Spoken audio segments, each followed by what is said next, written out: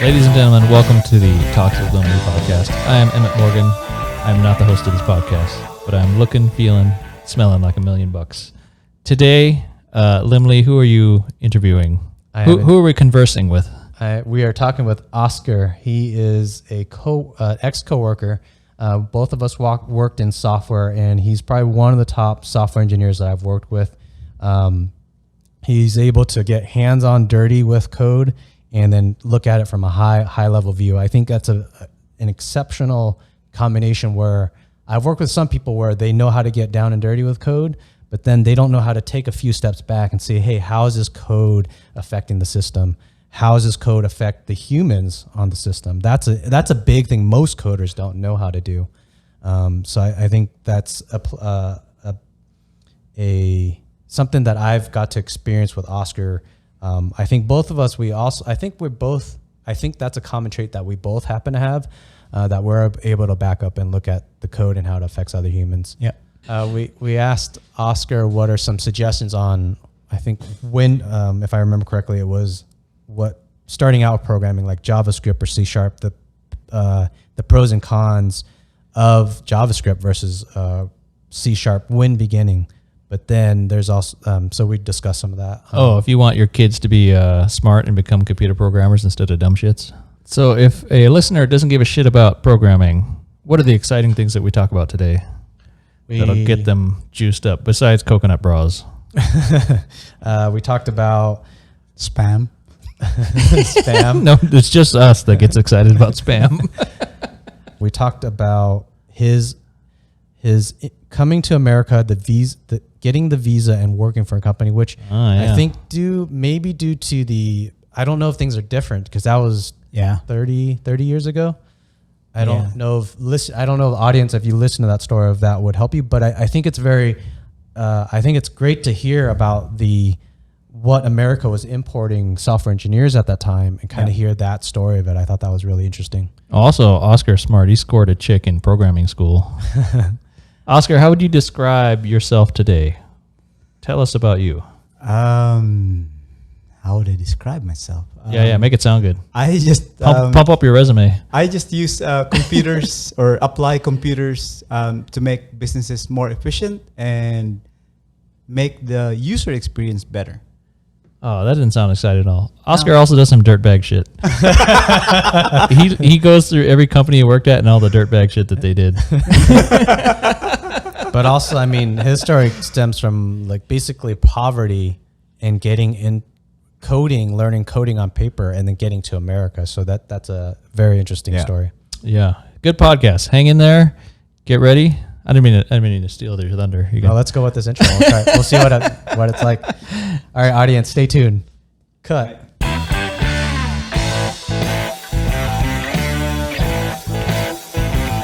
I got a burning question for Oscar. What's that?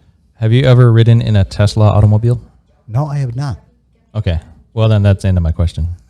I was gonna ask if you were impressed with the programming in the Teslas.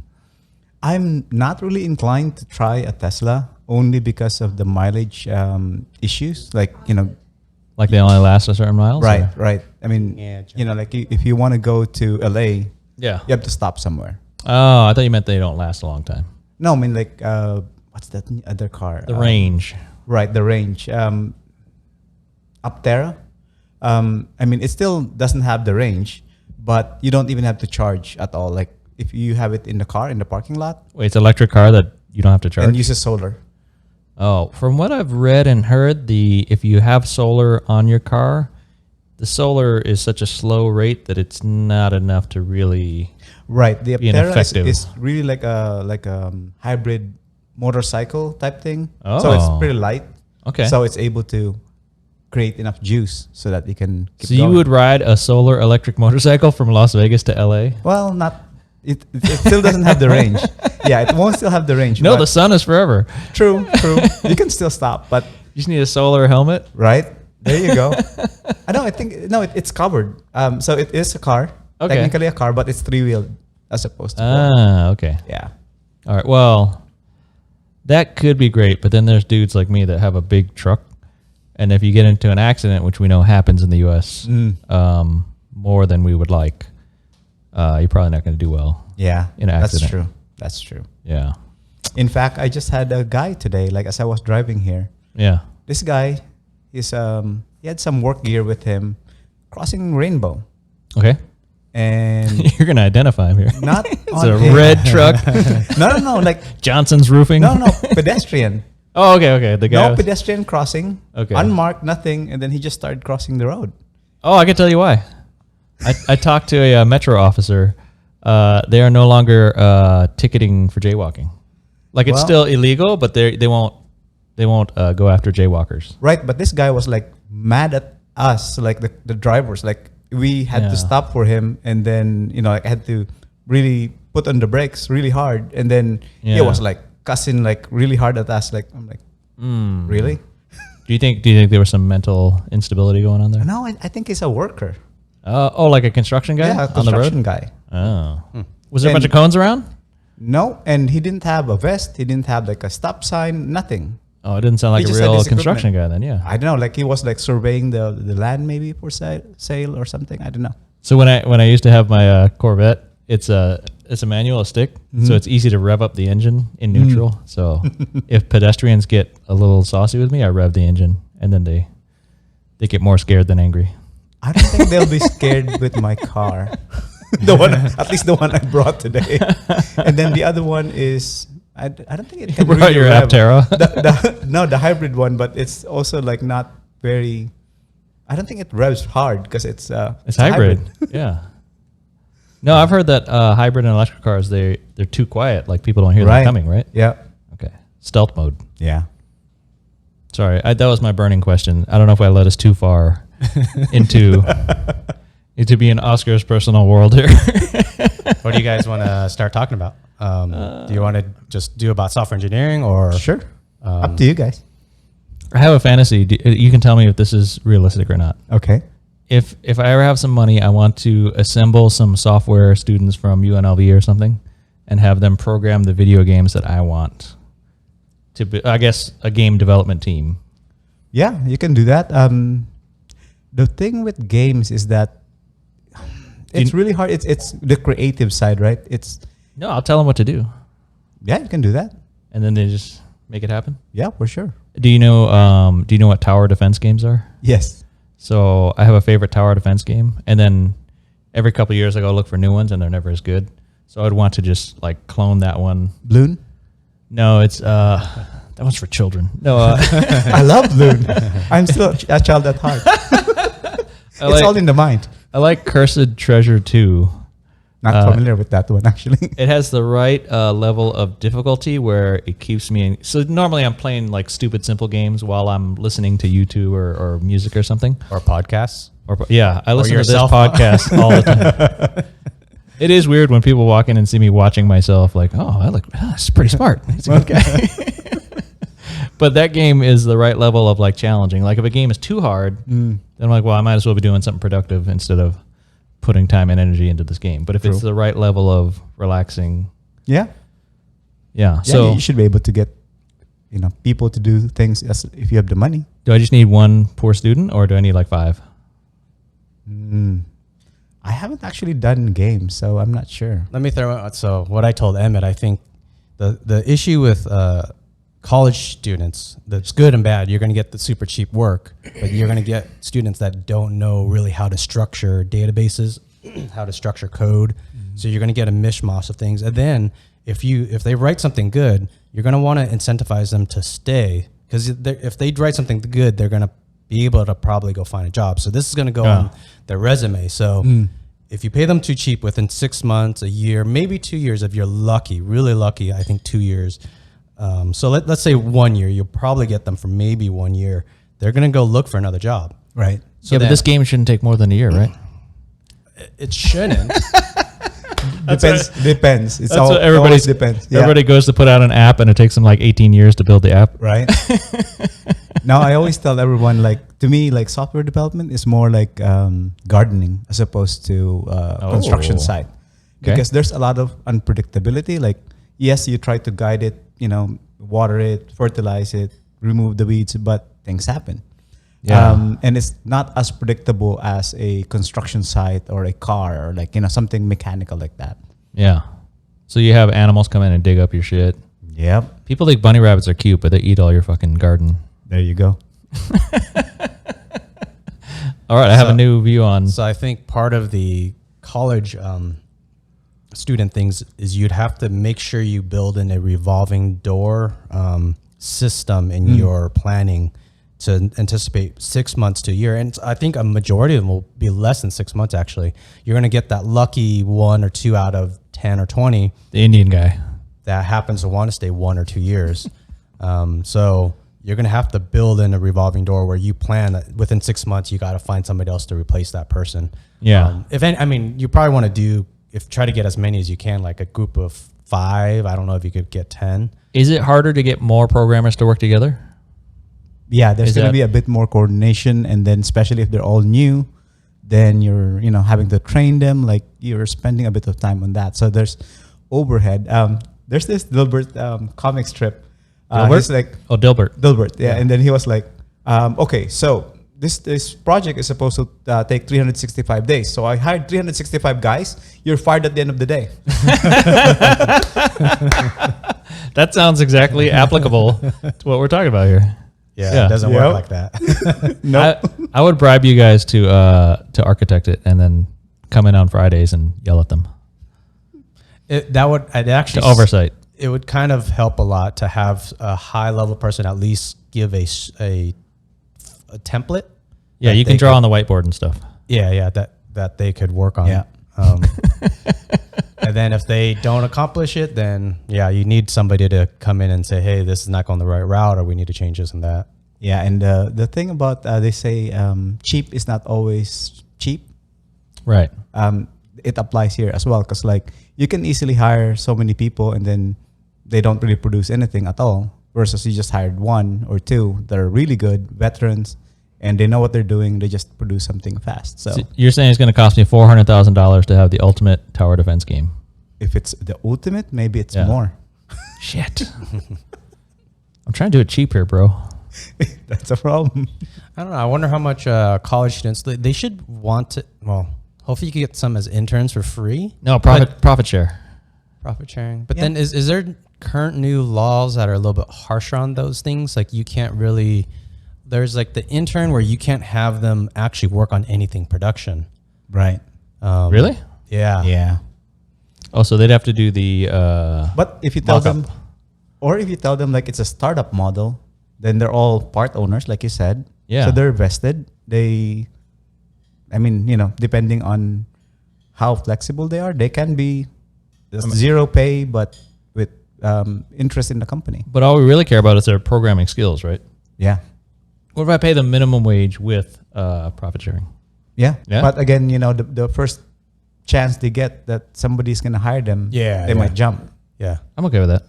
Because within maybe a year, they should have enough knowledge that they've learned for your company. If you have a decent company, within a year they should learn enough, and unfortunately they're going to be able to get $20, $30 an hour, probably more. But Like then go work for some HOA software company or something. Or even Google. I heard Google is a good cafeteria. There you go. They have like international cafeteria. I Yeah. don't know if that's still true or not. I don't know. Yeah. If anybody out there watching knows, we need. Oh, I should ask Ethan.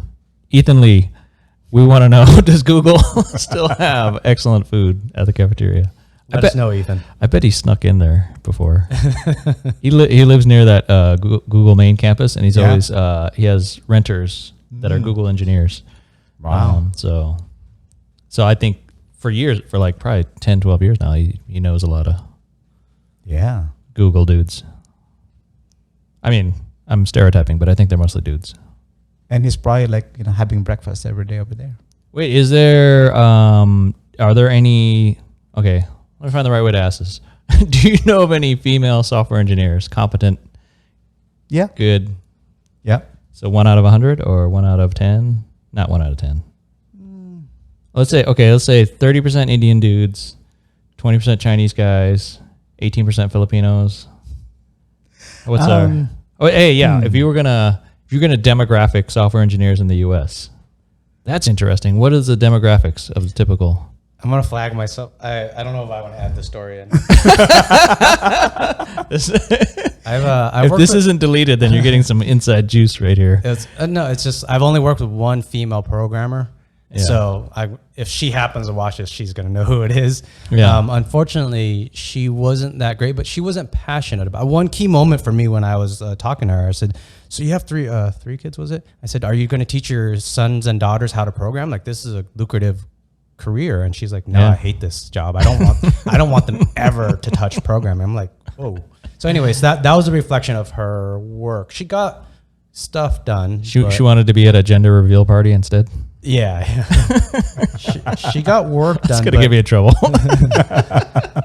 But the caliber, unfortunately, of that code wasn't that great, and it was indicative of that statement. So I'm not trying to make fun of her. It's just, I guess, the story. And when you ask how many female programmers there are, so I've probably only worked with about 40 programmers and throughout my career, maybe less. Yeah. I haven't worked with that many, maybe even less than that, maybe 30. But also you went to school and then you see other companies and you know about program. You go to a like a, I don't want to say a meetup, but like you go to programmer events. Are there programmer events? Yeah. Is there a big gala ball at the end of the year where all the programmers go and get dressed up in tuxedos? There was actually an event, but I don't remember if it was. It wasn't a baller event. Was it also? It was like a LAN party. No. The one that I went to with you, Game. Oh yeah. Game. What's the name of that place? GameWorks. GameWorks. Yeah. I think they paid for some of the food, so they actually did a event where they had free food for us. Right. But it was, I would say, I'm gonna guess if they had to put money out for it, it was probably like maybe less than $200. I'm guessing. Yeah, I think they had a sponsor. A company sponsored it. Yeah. Oh. Yeah. I would sponsor a GameWorks event for programmers for $200. There you go. I got 5. Wait, how many programmers we talk about? Well, they're probably a bit more than 200 because there was a lot of food. Oh, it's like $1 a guy. Wait, so at that event, how many female programmers? Probably 50 people. Yeah. 50 people and... Wait, 50 of them were female? Oh, there was only 50 people. Yeah, only 2 or 3 girls maybe. I don't remember exactly how many. Oscar, he doesn't want to admit on camera that he was scoping chicks. No. There was one on our table. I only have eyes for my wife. Of course. No, I think there was maybe 5. But yeah, it's not a lot. Yeah. Yeah, agree. So at best, 1 out of 10 software developers, programmers is not a dude. Yeah, I mean, there's definitely a lot more these days. It's starting to be a bit better, but yeah. Yeah, I like that. Back in the days, yeah. Back in the days, it was really bad. We want the most capable minds, regardless of gender, working on software because it's everything we do now. I mean, yeah, for sure. And the diversity, I think they bring a different mindset.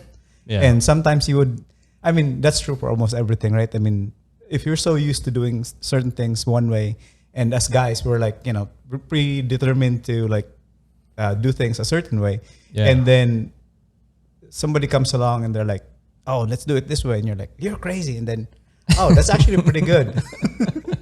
I mean, it just happens, right? Wait, so if there's women involved, you're hiding less dick jokes in the code?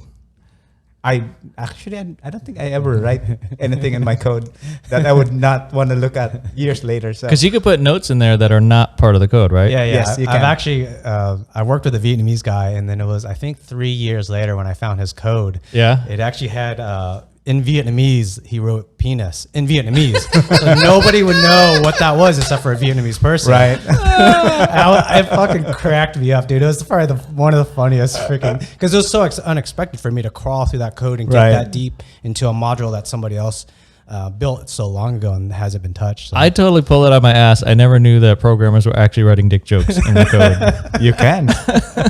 You can. Can you imagine if that code is run like 1 million times? That null line that's not doing anything gets run and skipped over every time that module goes, right? I think every time the compiler would remove it, so the compiler has to skip it. Well, it depends. If you have a compiled language, then it would be gone by the time it runs. Oh, okay. Yeah, then it will be gone. But if it's using something like JavaScript, which is a lot of coding these days, then it would be there. Yeah. You just live there in the code. There we go. Hidden dick jokes we didn't know, and now the audience knows. Yeah.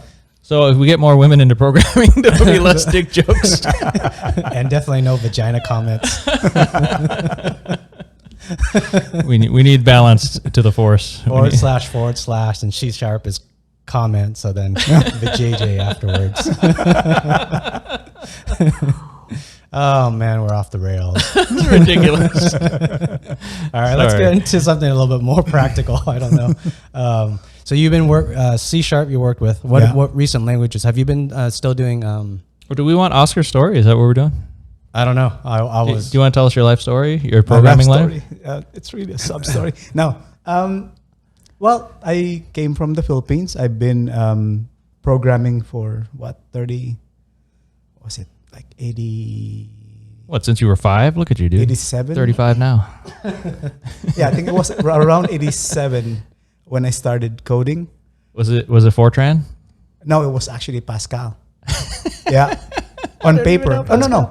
Basic. Okay, basic. On paper, not on a computer, because our school was so poor, we didn't really have computers, or I guess it was so expensive. Wait, you learned to code on paper? Yep. Like all the commands and... Yep. That's crazy, and our teacher bro. was the compiler. She was really good. Like mentally? She would... She would look at it and she's like, oh, you're missing an operator here. And I'm like, wow. How did you know that? But, she was pretty good. Do you think learning on paper made you a better programmer? Because that sounds hardcore. Maybe. Is there a thing to where if it's harder to learn, then you learn it better? Yes, it could be. Like anything else, if the harder it is, and then you achieve something, productive with it, then you have that. Yeah. Whereas you also have a lot of potential to just give up and like screw this. Like, was there a burnout rate in your class? No. Did people? No, it wasn't like a lot. I mean, it wasn't like it was only like an hour a week, I think. Oh, so in Asia, if you get the chance to go to a class, you better not fucking fail. Your parents will literally kill you. Yeah. True. Any class you get the opportunity to go to. I think that's still true here in the US, right? Like especially if the parents are like first generation. Yeah. Yep. Yeah. I didn't get to go to school, so you better fucking get an A. Yeah. Well, so basic, that was before Visual Basic. Yes, this was before Visual Basic, and of course we can't really do Visual Basic because we're on paper. Yeah, so we're on handwriting basic. Yes, exactly. Handwriting basic with line numbers and everything. Wait, do you at least get pencil so you get erase, or was it pen to up the stakes? I don't remember actually.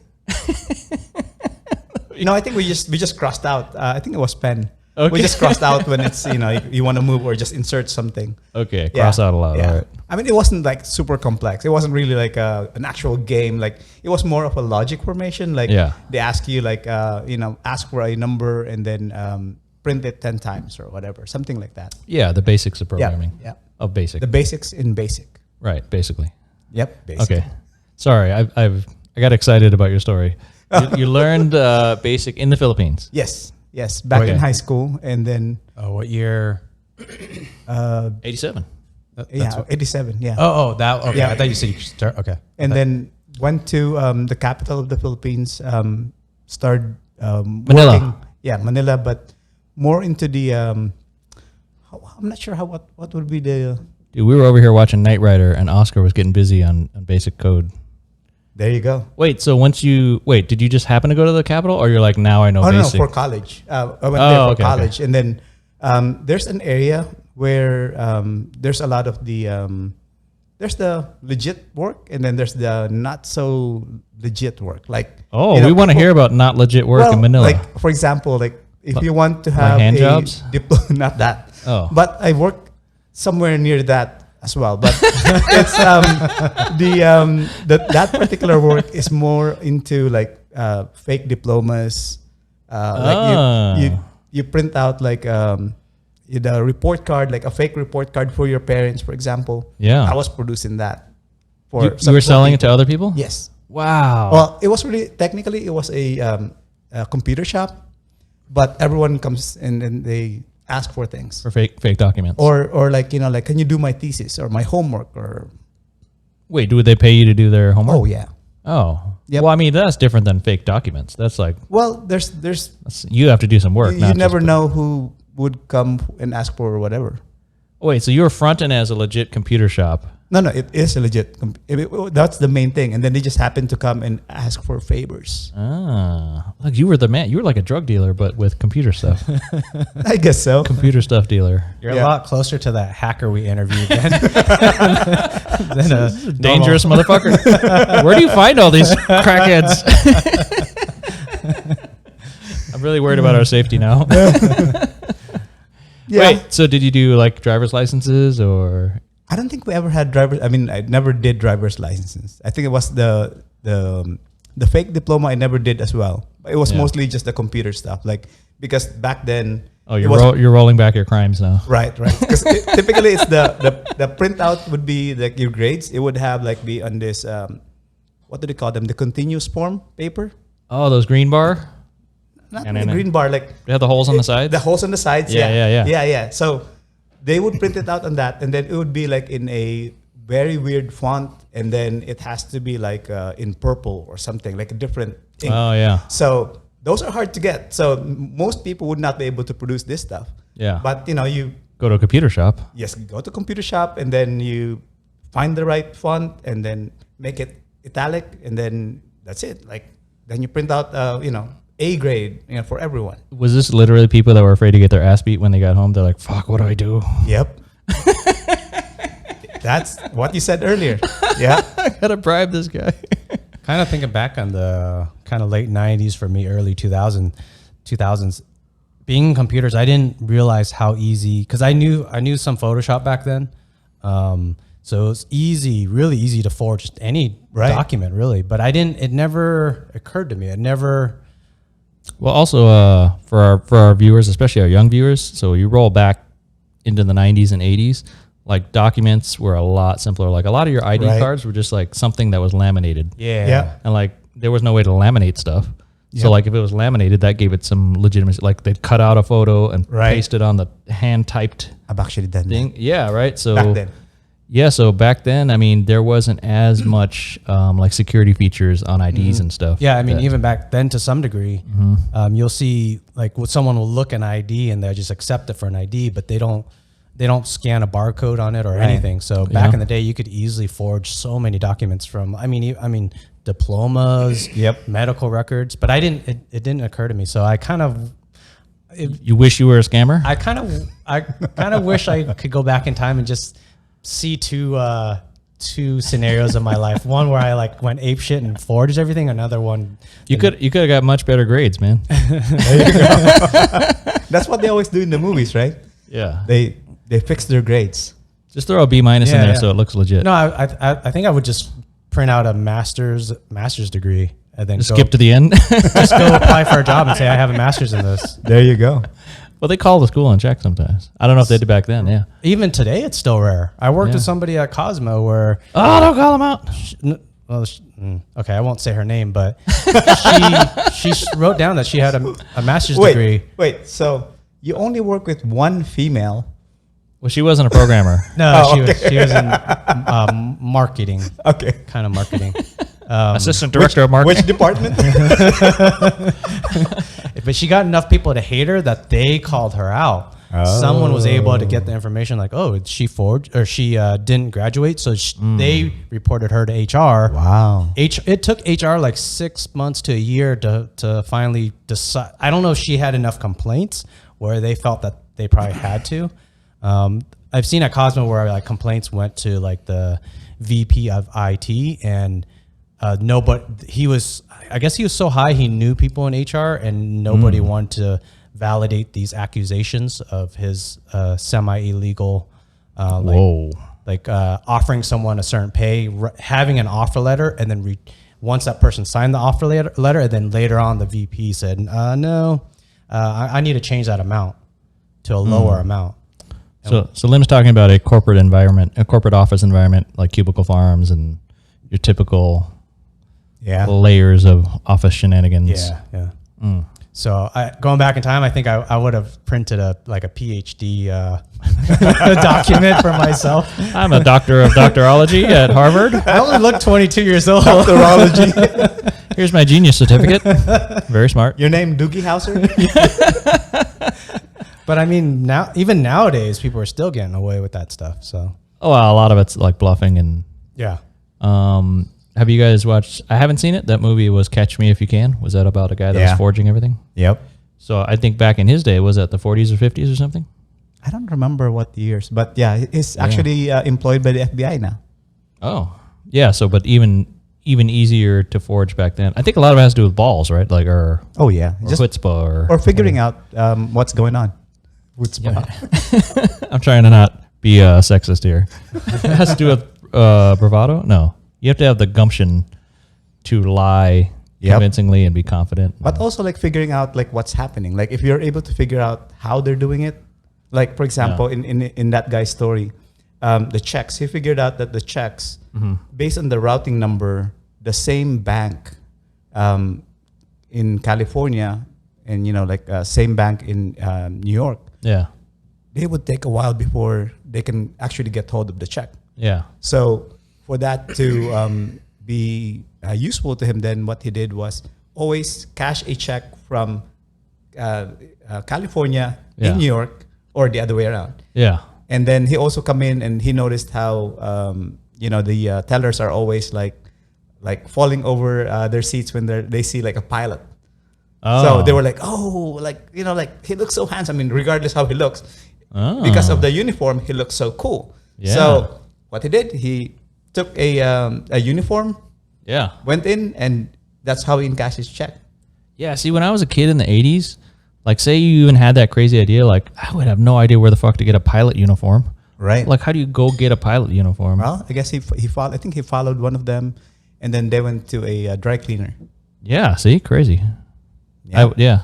I guess I don't. Yeah, we don't think like scam artists as well. Yeah.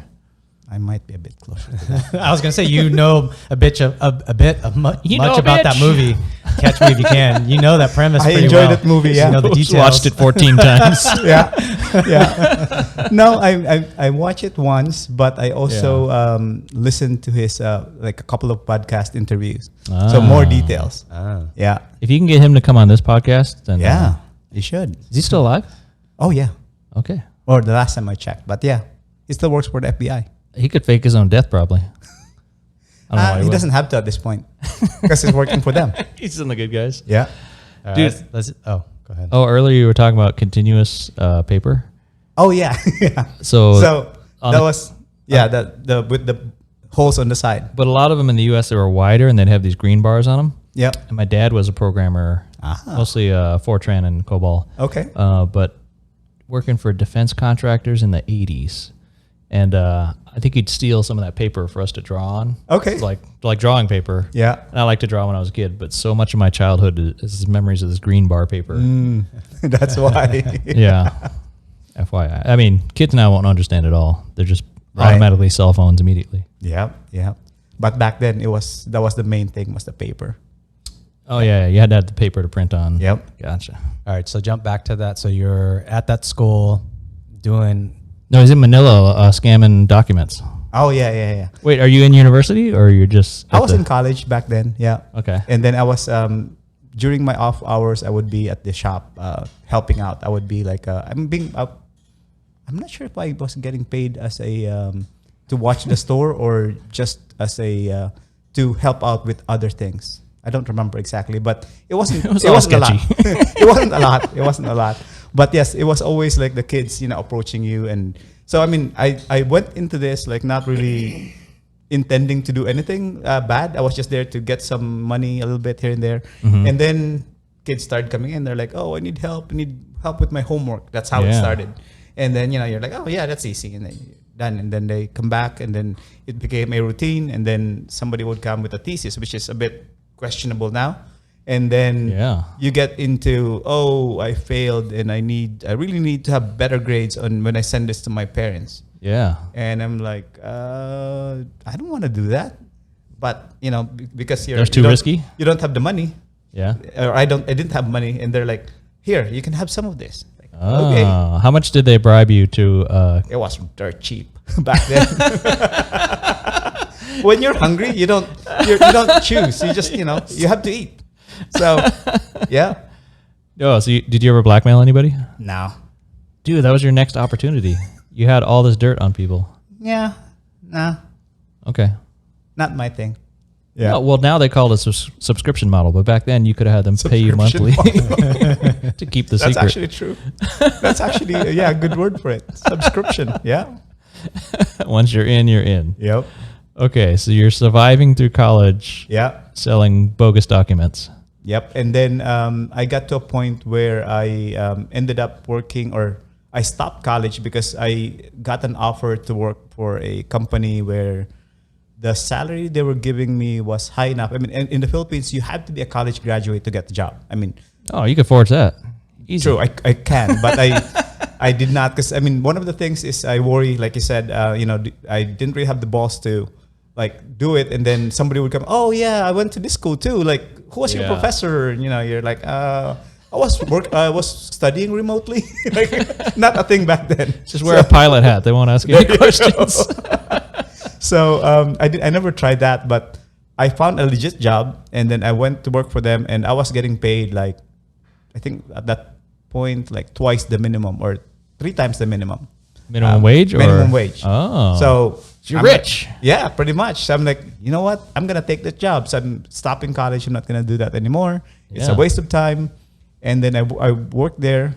And then this company came and said, or they had an ad and said, study in this computer school, and we give you a scholarship as well as like a student allowance.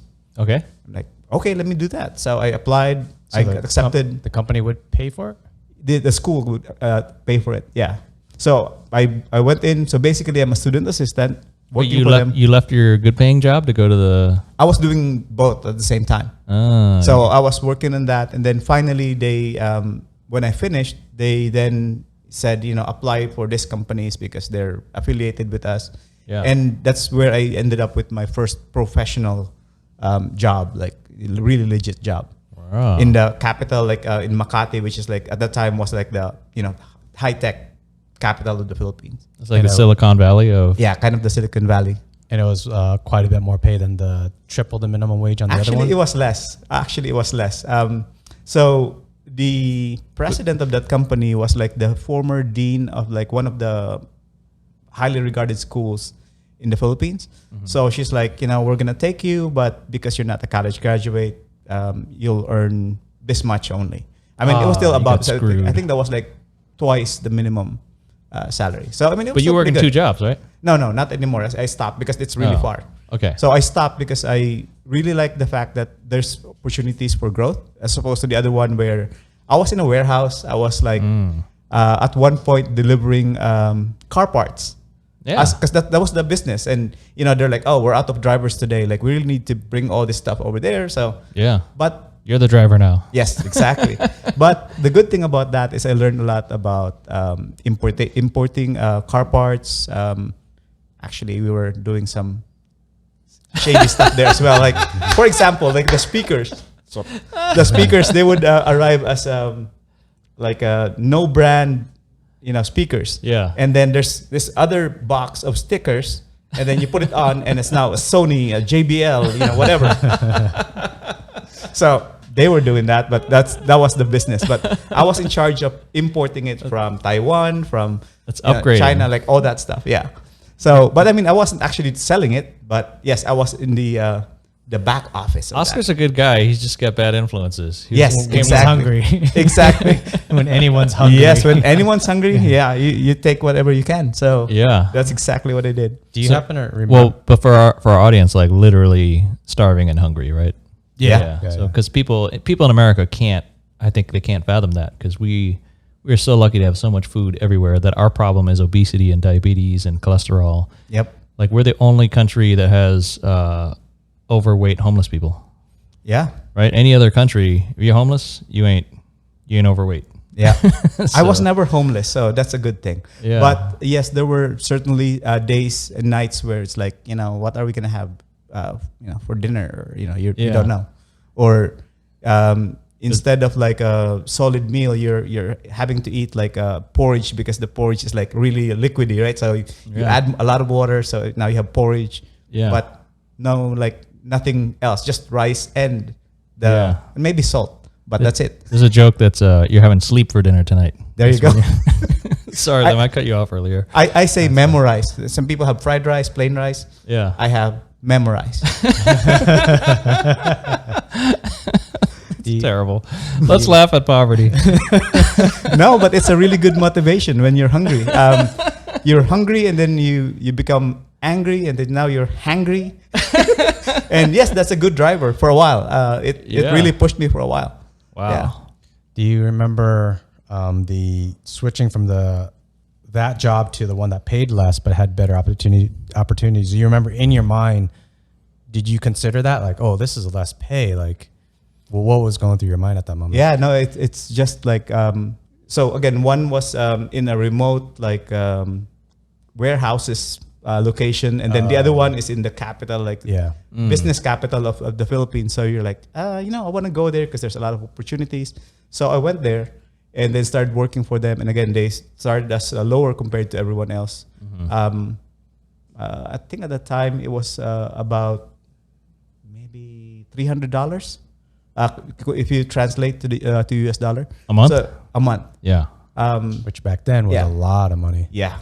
So $300 a month, which it was really good. It was good money. But I remember my first couple of days, I wore the same long sleeve shirt because they wear long sleeve shirts and shiny shoes and leather shoes Your and all that. office attire. So I come back to work the next day with the same uniform, and then the next day with the same shirt again because I didn't really have that many. Yeah. So it's like okay. So that was the first thing I bought, and then started building from there. Yeah. The reason why I ask about the taking a downgrade in pay, I think most Americans, I don't know if this is a global statement, so many people live up to the means of that salary. Yeah. They cannot fathom going down. I see it so often. I mean, I'm talking about anything from people talking about $12 an hour up to $90,000 a year. I see both sides. Someone that works at $12 an hour, they're like, "Oh, I can't go below 12." I'm like, "Well, but what if you get somewhere at $11 an hour, but if you work there for 2 years, you might be able to double your pay." Yeah. There's a way to mentally quantify that, but they don't hear me out on it. Same thing for the $90,000 a year job. If you could take a cut down, depends. I mean, depends on the situation. But if you look at some job at $80,000 or $75,000, and you know that within a year or two, there's a high probability you could get bumped up a lot, or the other thing's not even a bump, not a direct bump. You'd have to look at the possible lateral movements. Yeah.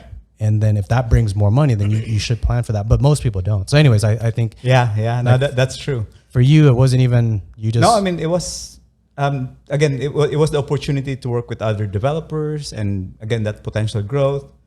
He just needed fried rice. He didn't. Yeah. Instead of memorize. Yeah.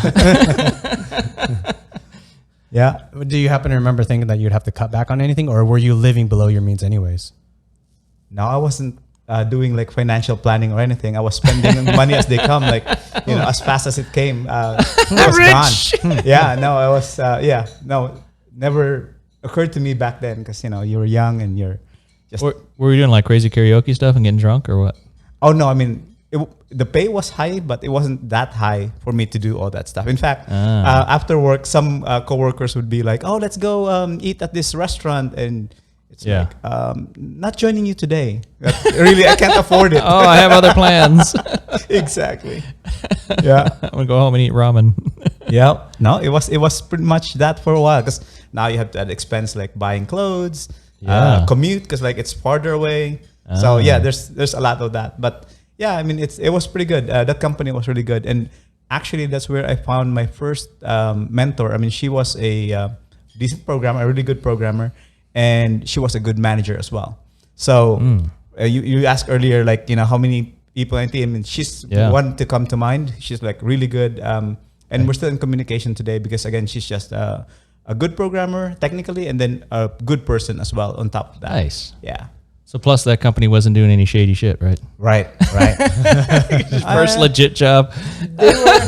They had a little bit, but it was more of like, no, it wasn't like anything too bad. But it was like, for example, we had a client who was from, I think it was Switzerland. And they're like, okay, our clients are coming. Give us a fresh copy of your resume. Okay. So submitted. And then afterwards, I'm looking at it. They printed it and then they sent it back to us, and I'm looking at it like, I have 5 years of experience. That was the extent of it. You got promoted. So as far as the foreigner clients, I already had 5 years experience in this. I'm like, I guess so. That's because Swedish people can't speak Filipino, right? That's the trick. Swiss? Okay. Yeah, not Swedish. Oh, similar. Oh, different. Yeah. So the Swiss are better at Filipino. I guess from that perspective, they're the same. So what'd you do at this company, this new company? No, I really enjoyed, like working on a lot of different things. I actually learned COBOL just before joining them. That other school, they were teaching COBOL. Yeah. And everyone was like saying, "Oh, COBOL is dead. Like you shouldn't have to deal with that." And then you hear in the news nowadays they're like, "Oh, we need COBOL programmers." And like, is COBOL still not dead? No, I mean it's not popular, but a lot of big companies are still stuck on it. Like so we're in the year 2021 and people are still using COBOL. Is it because like big city municipalities have old legacy systems? Is that the issue? Mostly like government or banks. Yeah.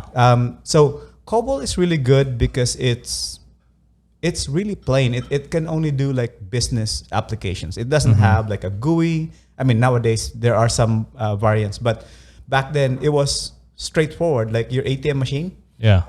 Back then there was not a lot of pictures. It was mostly like, this is the transaction. When you click something, it should just happen. So it's reliable. It's it's just solid. So a lot of companies, they're like, it still works. Why fix it? I mean, that was the thing. Why take a risk on something more complicated? Exactly. So less bugs. I mean, less possibilities for bugs because it's just a very simple language. A GUI is a graphical user interface. Yes.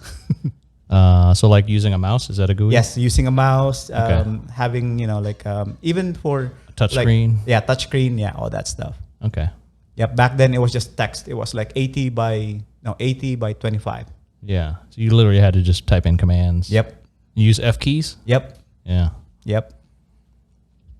I worked at AAA for a little while. This was back probably 10 or 15 years ago, and they were still on like a DOS based like if you want to print, you have to hit F3 and then X4 and F3 again. Yep. Just crazy, just random commands, and then, so you'd have to write down the commands of like, why is it so complicated? You have to remember all the sequence. I was like, man, this is nuts. Yep, that's how it was back then. But again, from a reliability perspective, it's just reliable. So that's why COBOL is still around. And that company or that school actually taught us COBOL. And then when I first found that job in the capital, they were actually doing a lot of that, but they happened to assign me to a different project. So I was working on yet another project, learned a lot from that. So again, it was a lot of learning. I was just a sponge. I was just learning stuff and used that to basically build my skill set. Yeah. Nice. What was that company technically? Were they selling parts inventory, or were they selling software, or what were they? Focus? We call it the body shopping, a body shopping company. Like they're basically selling man hours, as they in software development, right? I mean, they're outsourcing, an outsourcing company basically. Oh. So if they want something developed, they send the project to that company, and then the company would do all the work and then ship back the finished product. That's good. I thought you were going towards selling human organs. No, not that kind. But the term was body shopping was what they used. So they're body shopping. So would it be like the equivalent of I'm trying to think. Is it Robert Half? Like, is that the equivalent? No, more that's like personnel staffing. Because the difference is that it's more like the Infosys, the Covansys, like all these Indian companies where they're sending, they can take the jobs or projects and have them developed in India and then send them back completed already. Or they can send people to actually come over and work for a US company. So that's the body shopping part. They're actually sending people out. Okay. Yeah. Whereas Robert Half, on the other hand, is more of here you become. I mean, there's a little bit overlap, but to me, Robert Half is more of You're gonna hire a temp. You can hire them, yeah. Oh, okay. Okay. Yeah. Whereas this is more like a per project basis typically. Oh, okay. Like Clear Peak? Well, this one's outsourcing, right? Your client, Right. Your client's from Switzerland. Yeah. And saying, hey, we want to program this module. Can you program us a module and send it back to us? Okay. Yeah. Oh yeah, we got a new ATM machine. We need the code for the Yeah. ATM machine, right? Yeah. That kind of stuff. Yep. How long were you working there for? About probably 5 years. Yeah. 5 best years of your life. I wouldn't say 5 best years, but it was a lot of learning. It was really good. I really enjoyed it. And Did you make enough money to party there? Towards the end, yes, absolutely. And not only that, like the company was actually very nice to me. They actually allowed me to go back to school. They're like, you know that you're not getting promoted because of this, because of that. If you want, you should go back to school. So I went back to school and I transferred to a school that was nearby, and that's where I met my wife. So, is she a developer? Yes. She's a programmer? Yes. She was a developer. She doesn't anymore. You grabbed the hottest chick in the school, huh? Of course. Smart man. Smart man. Yeah. Oscar ain't no dummy. So what led you to leave that company? What was the catalyst for that? The U.S. It was this bright, unlimited spotlight food. with milk and honey and beef and all that. So much food. So I came over. If you're driven by food, the U.S. is where you want to be. Yes. And that's when I realized, like, okay, maybe this hungry thing doesn't really work anymore. Like, again, like I've been so angry about being poor and hungry all the time and all that. And like, I started to realize, like, oh, there's actually opportunities here. So yeah, that was really good. Yeah. What was the what was the steps to getting to America at that point? So back then, India wasn't as big as they are now in IT. So there was actually like this guy, I think his name was Altman. He would come to the Philippines every year and he would be recruiting. So every year people would be like, oh, he's here. The guy. And then just whisper, the guy is here. Like Altman is here. So everyone would go there to this hotel and you would find that you have your manager is there and you're not sure, is my manager here to spy on us or are they here to apply themselves? Like, like, trying to get the job. Exactly. Like, I wonder. So there's a lot of that happening, but basically they tried to recruit me and then I tried to come over that way. But at that point I wasn't a college graduate yet. Yeah. So I backed off and I'm like, I'm not doing that. I'm going to wait. And then after I think another year, finally, I had my diploma, so I then applied and then came over. Through Achman? No, some other companies at that point. Okay, and did they give you a work visa to come to the U.S. or how did that work? Yeah, so they applied for. Actually, no, the first company that I applied for was in New Jersey. So I was gonna go to the East Coast, and then they were ready to bring me over, apply green card, visas, and all that. And then they called my former coworker. Yeah. And they're like, okay, do you have references? So, yes, this guy and this guy. So they called them, and the question they asked that guy at the very end was, if given the chance, would you hire him again? Yeah. And he's like, yeah. In fact, right after I finish this call, I'm going to call him. So he actually called. It's like, oh, don't go to New Jersey. New Jersey is so dirty and California is so great. You can ride your bike to work and it's so nice, blah, blah, blah. And you're like, okay. Wait, so that friend talked you out of New Jersey? Yeah. So I ditched that company in New Jersey. They were like, you're banned for life. You can't come work for us ever again. They were so pissed. Hey, you would have been a different guy if you landed in New Jersey. True. You'd be eating a lot of Subway sandwiches. I was trying to think of an East Coast sandwich. I failed. It's not a Subway. You mean like a hoagie. Pizza? Yeah, hoagie. There you go. What are New Jerseyans famous for? I was just actually in New Jersey recently, so it brought back lots of memories. Like, oh, I could have been here. I think I made the right decision. It's Italian sandwiches. That's what it is. New Jersey. So you didn't take that offer. You went to a different one. Where was you said the other? California. California. Yeah. I'm imagining. Was it when you say the story? It seems like it was easy to get here, but do you think was it No. Okay, so you made it sound easy. No, I mean, well, But he's skilled up. No, at that point, That's there's what I was gonna ask about. there's a lot of recruiters again. I mean, no, it was actually ridiculously easy at that point. You need to have your diploma, which again in the Philippines is almost a sure thing, right? And then it got so bad that at some point they would take anyone who had like 6 months of experience. At that point, I had way more than that, but they were taking people. I was so jealous of people like like a fresh graduate who just joined the company who wasn't even a good programmer, and they had all the necessary stuff, and they just left. And I'm like, man, I'm still stuck here. They're all gone. And then, but obviously, like some of them were sent back because they were bad or whatever. Like they were not very good. But they didn't fit in well in New Jersey. oh no, not necessarily New Jersey, all over the US. Yeah. But they were just not good. I mean, some of them were, again, the demand was so crazy, and I think that's how the companies in India started to realize this, and they really capitalized on that.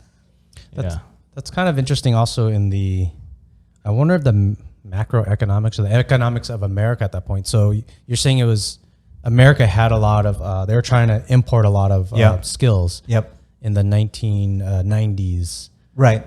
Late 90s. Yeah. Huh. Well, I think because you get out of Silicon Valley in the early 90s, and it's hard to find programmers. Yes. It was actually pretty hard. So having somebody who had 6 months of development was actually rare already. There was a lot of the companies, the eBays and all these companies already starting up in Silicon Valley, and they're running out of people. Yeah, that was brand new shit back then. Like Coleman College was cutting edge when my dad went there.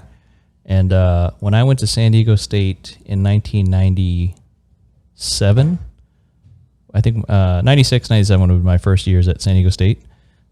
You could barely take a Java class. Like I was looking for, I wanted to make a website, right? I'd seen some websites like, oh my God, look at this. You can make a fucking website. This is amazing. And I wanted to make websites. Yeah. And the closest thing I could find is you could take a Java class. Yeah. I did a semester of, programming the border around the fucking screen and stuff. And then at the end of that, I started the second semester after getting an A, and I'm like, I'm not any closer to making a website, and I lost interest in programming at that point. But even at San Diego State in 97, it was too new of a thing to... You should have contacted me. I don't know.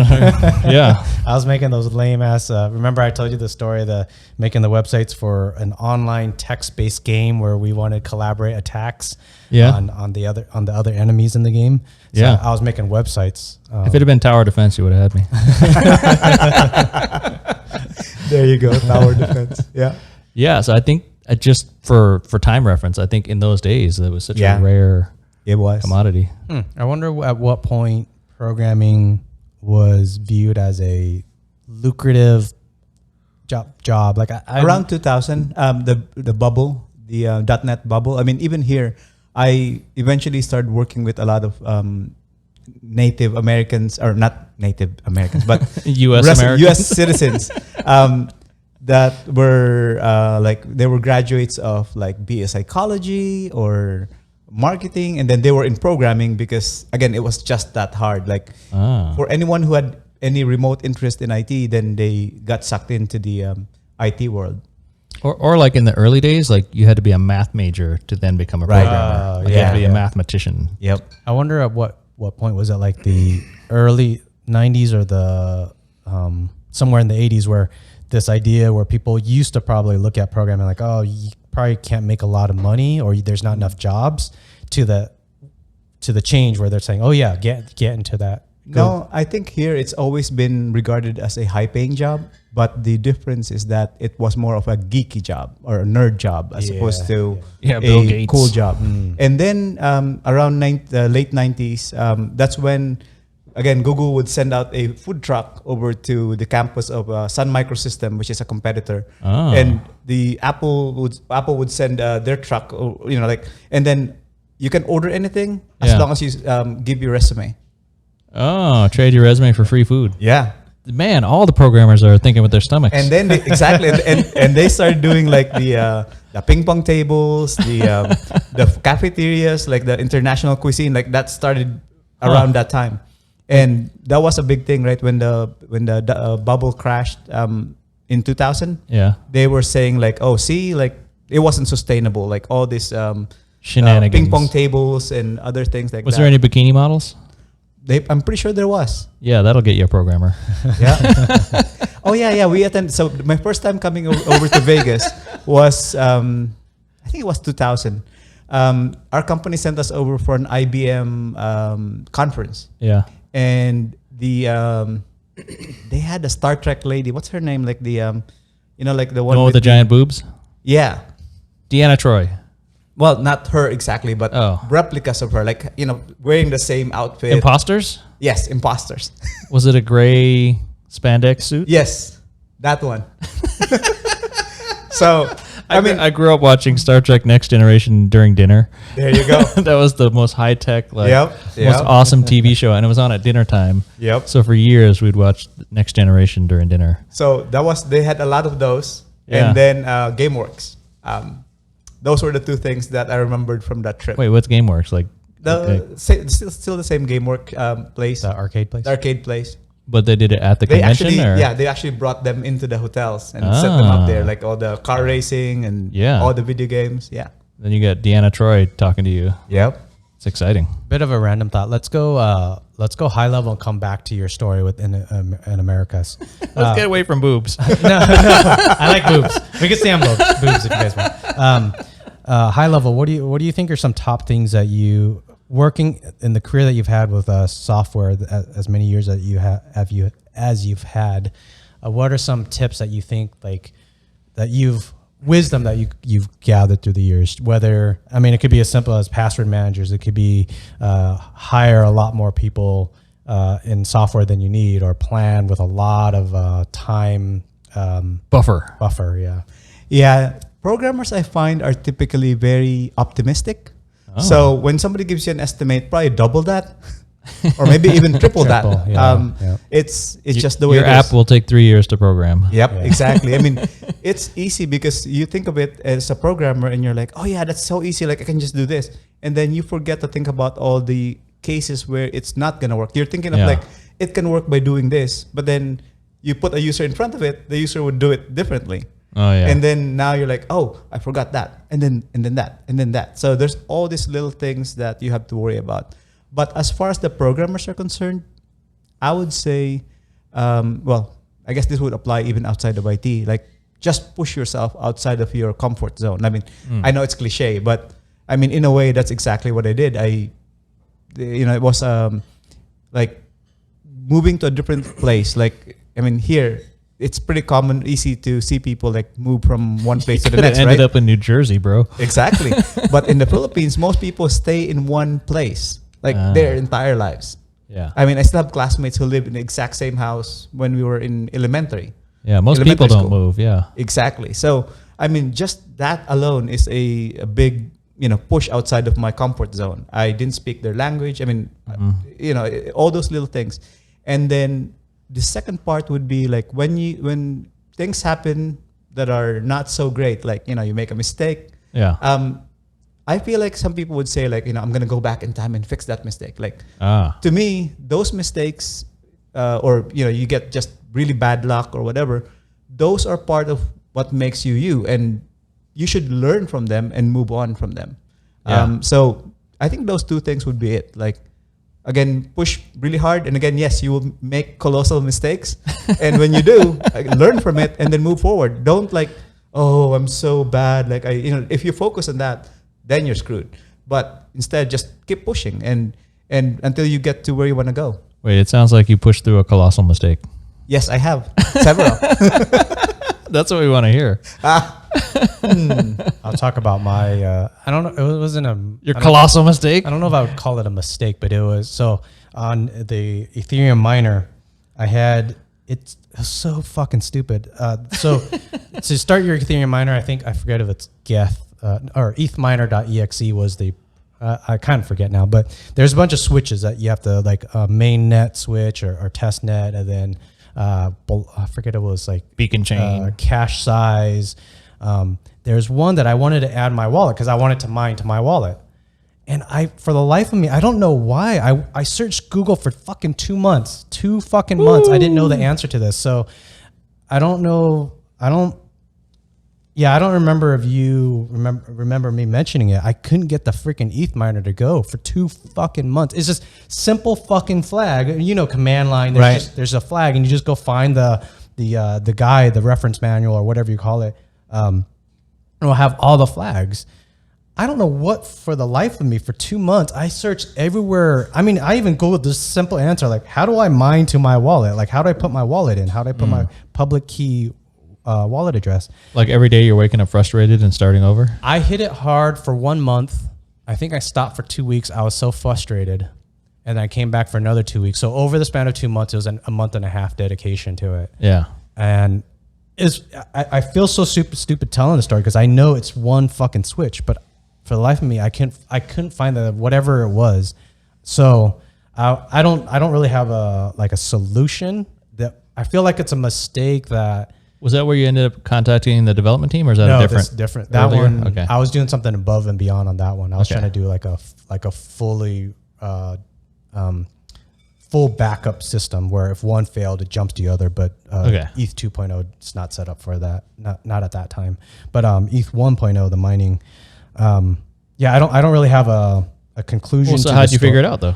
I want to say the answer was persistence. So when earlier when you said just continue, just hammer on through, that's what it was. It's the dedication, that's hard-headedness. I don't know if you want to call hard-headedness or motivation. Every fucking day when I had a moment, I'd come home from work and then go search Google, like, hey, how do I get this ETH miner to mine to my specific wallet? How do I put in my public key?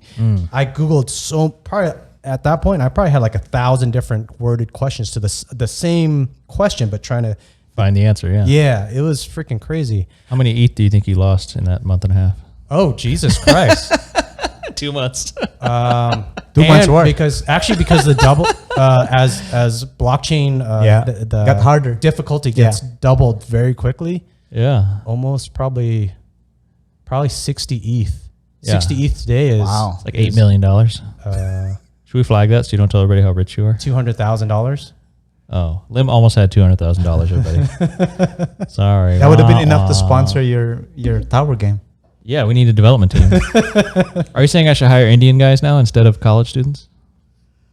Again, remember that story I said about my resume getting padded, and now I had 5 years experience. All of a sudden, like, who knows? Okay.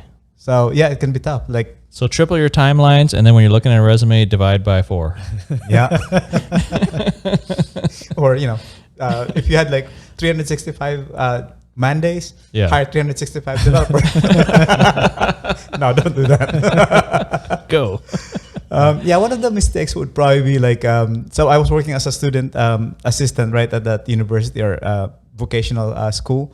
And one day I was just like, these computers are so messy. Let me reformat them. Oh. So I reformat all of them without asking anyone. And then, it looks pristine, works great. Clean.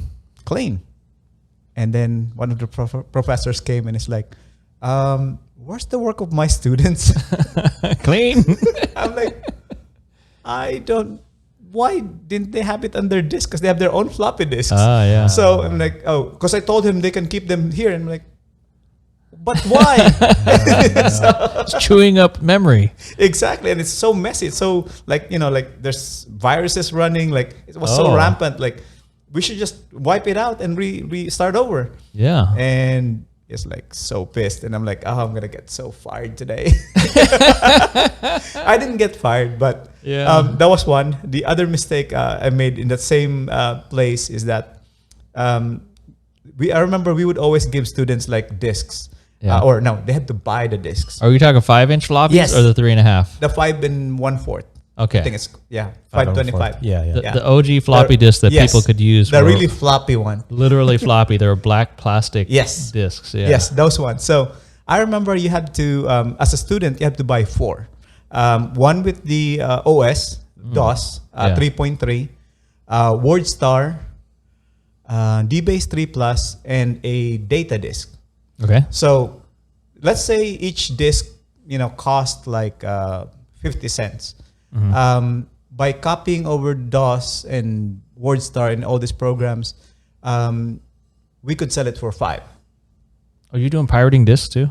Yes, that was pirated. I wasn't doing it. It was my boss who was doing it. And then so here's my bad part. I'm like, if my boss is doing this, why can't I do it and sell it? Yeah, I could sell it for $4. Or 4, yeah. Well, I was selling it for 5 too, but then my boss learned. So that was a big mistake. Did he break your knees or what? No, he didn't, but he was not happy with me. And again, I was like, I'm going to go get fired today. But again, to me, it's like, that seems like like a fair opportunity kind of thing. Like, he's just doing this, which is not legal to begin with. Why can't I do it? It's like printing free money. Exactly. Yeah. So yeah, little things like that, and then over time you're like, I really shouldn't have done that, but yeah, I think you were asking earlier, Liem, about those times and the value of being a software developer, and when did it switch to being a lucrative job? I think in those days, people just didn't envision themselves. Like, you could barely imagine yourself being a pilot. You're like, yeah, if I was really lucky, I could be a pilot. But there weren't software developers around. You didn't know any. Right. And you didn't interact with anything that had software. So you had your fucking rotary dial phone, and then you start up your car with a carburetor that you got to tune the fuel air mixture. It was a mechanical world. Like, through the 80s, the coolest fucking phone you could have was this Mickey Mouse fucking phone, where it was this Mickey Mouse holding a yellow phone, and people loved that shit. And that was the high-tech stuff back then. So I think the world that we knew just didn't include programming, and the world didn't change as fast back then. Right. As it does now. Like, if you had a big color TV. Remember that time we went in together on like that 38-inch color TV, that tube Sony? That was like the cutting edge. Like, the three of us put our money together and bought this big tube TV. Like, awesome, look at this big TV, right? Right. But that's still zero programming to the average person. Right. So even just the idea of programming or being a programmer, I think, is a totally lost foreign idea. Like, it would never even occur to them. Yep. As an option, right? Yeah. I mean, now it should be obvious. I think I said on one of our previous podcasts that Native Americans could all become programmers and change the world. They could change their whole. I think we were talking about how terrible it is that Native Americans are stuck on these reservations.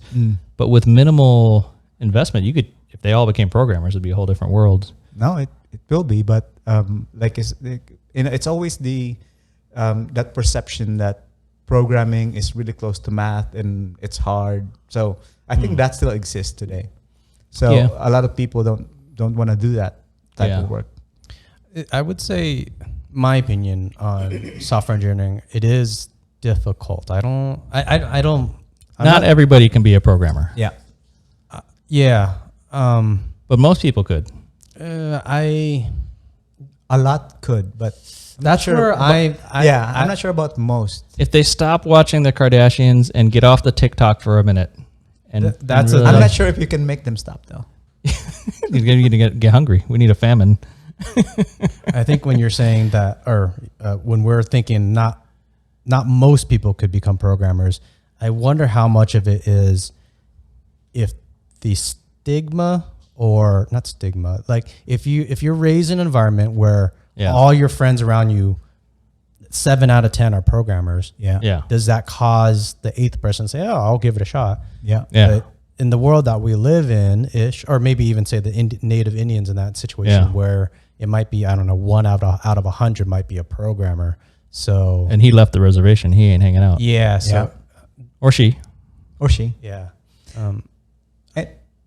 Go ahead. No, I was just gonna add. I remember your story earlier about trying to draw the square in border Java? around. Yeah. And you got to a point where you're so frustrated by it. So what Liem said about, if you had like 7 of your out of every 10 are programmers, then somebody's bound to be able to say, "Oh, that's easy. Like, just do this," and then now you're not as frustrated as opposed to you're like, you know what, too hard. So that particular one, I wasn't as frustrated as I felt like it wasn't leading me towards the goal. Like, I wanted to make a website. I was like, programming in Java is not getting me closer to a website in this class. Right. I remember after college, it was probably 5 years after college, I went back to community college for, I think it was Photoshop stuff. It was like the Photoshop suite of Adobe and all those. And the stuff I wanted to do in Photoshop was it seemed simple, but like the way the class was structured, it was like it wasn't getting me any closer to being a better Photoshopper. And that was really frustrating of like, Yeah. God damn it, I'm putting in the time and the effort. I bought this fucking textbook. I'm sitting here with this teacher and I ask the teacher questions and I'm not getting better at photoshopping because this person is teaching the material, not teaching the skill of the thing I want to do. So that was real hard for me where there's a mismatch of what you want to do. And I think that's critical in teaching. If you can find out what the student wants, then help them to get there and you'll learn the other stuff on the way, right?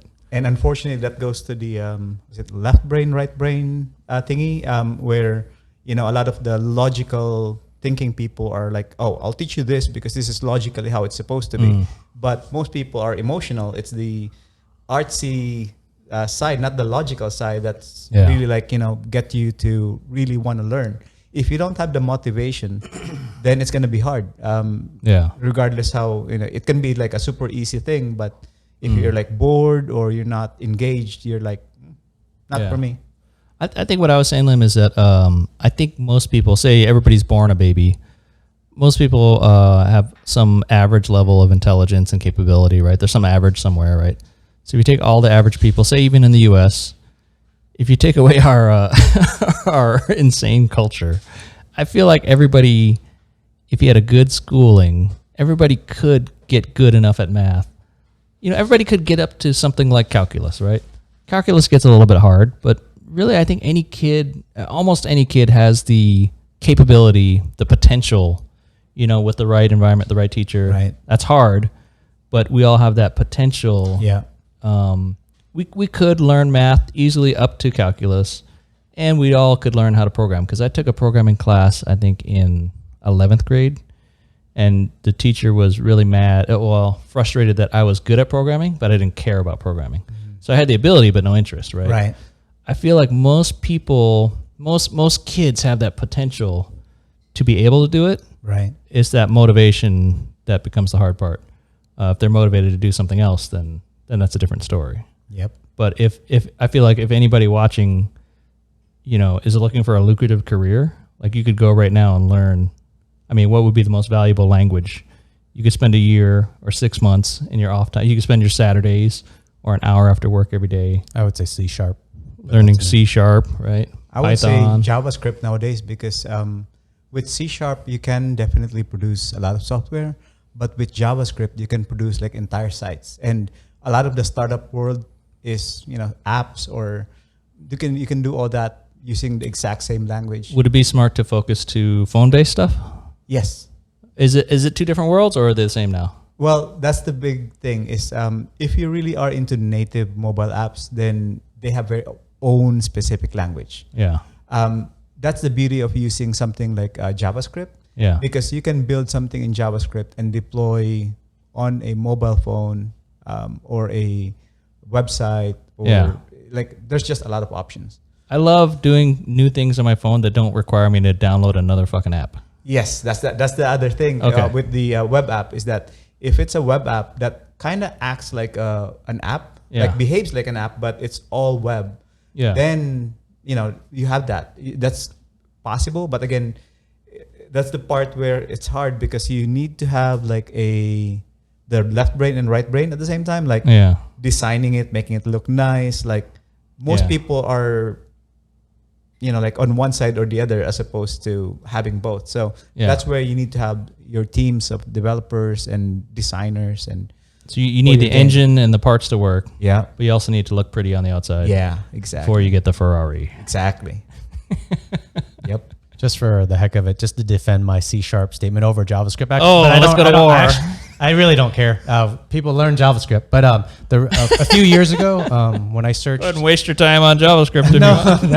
A few years ago, I searched on like Indeed.com, the job search, C# jobs, JavaScript jobs, Python jobs. I searched the whole gamut. And then C# was actually the highest count of available jobs. Yep. So when I looked at the other ones like JavaScript, it was quite a bit lower. Python was a lot lower. So I feel like available jobs, it was something that for me, I was thinking, should I jump ship and learn something else? Should I learn JavaScript more? Should I learn something else more? Because if the number of jobs is coming down, where was .NET? .NET and C#, they're Same thing? Same. Okay. .NET is the framework. C# is the language to run that framework. Okay. So yeah, C# and .NET are the number one. But that was when I searched a few years ago. Yeah. So I don't know today if that's changed. So Yeah, no, I agree. It's again, it depends. If you're trying to find a job, just look for, again, like what is the most available jobs out there today. Yeah. But on the other hand, if you want to be like have that option as well as start your own thing, go with something that can be applied across. yeah. And also JavaScript probably has one of the easiest starts, where C# I feel like there's a bit of a there's a learning curve. Yes. JavaScript, you're just right in. You could see a result right away, and you get that endorphin rush or whatever when you finish a small tiny project. Whereas C# I feel like that curve for me back then felt like 4 months, but maybe I'm slower than most people. I don't know. You had to put in the grind before you got any. Yeah, that was kind of tough. 4 months before I got to really see something. And there's actually good and bad in from that perspective. Like you said earlier, like JavaScript is easy to get started. Yeah. The problem is that JavaScript is so like not structured that you can make it do almost whatever in like 10 different ways. And that flexibility can easily cause problems later on. Whereas in C#, typically you have like a predetermined way of doing things. And for a very classic example would be like you're trying to store a name into something. Yeah. Or maybe the next one is the age into something, and then your birthday into something. Yeah. When you store that information in C#, when you retrieve later, you would get the exact value that you're expecting. Yeah. In JavaScript, it's possible that the number that you assigned has now been overwritten somewhere, and it's now a string instead. Oh. So in C# there's data types more defined, and then Java is more variable-ish. Yeah. Oh, So more less wild. Yes, it is. It can be wild. Exactly. There's times where like I try to do like the screen width, and you want to save that screen width, and then if they minimize or restore, and when you store that screen width later on, if it was 800, you might get back 799.99999, and but if you try to alter it, it could have happened. You didn't know JavaScript would work that way. Yeah. So there's especially for accounting software, right? I mean, Yeah, you don't want to be unrounding your numbers. exactly. Yep. Yeah. So I mean, there's again, I guess there's good and bad to either one. Oh yeah. So what if a young person right now goes, "Hey, I'm gonna go learn COBOL, and then I'll be the guy." There's still some companies, but again, the thing about it is that you have a I'll charge a lot. Very, I would actually, it's a mix. Some people say they are able to, Yeah. but I really doubt it. I mean, you have if you have like a very specific target, like you have your parents, or somebody who works in the New Jersey Board of whatever employment, because they were just on TV. We don't hate New Jersey. No. The governor was on TV. Was that like 10 months ago? Yeah. Asking like, we need COBOL programmers. They're desperate for COBOL programmers. Yeah. So, I mean, in that case, Jersey's desperate for any kind of programmers. then Throughout time. then there you have it. That can be good.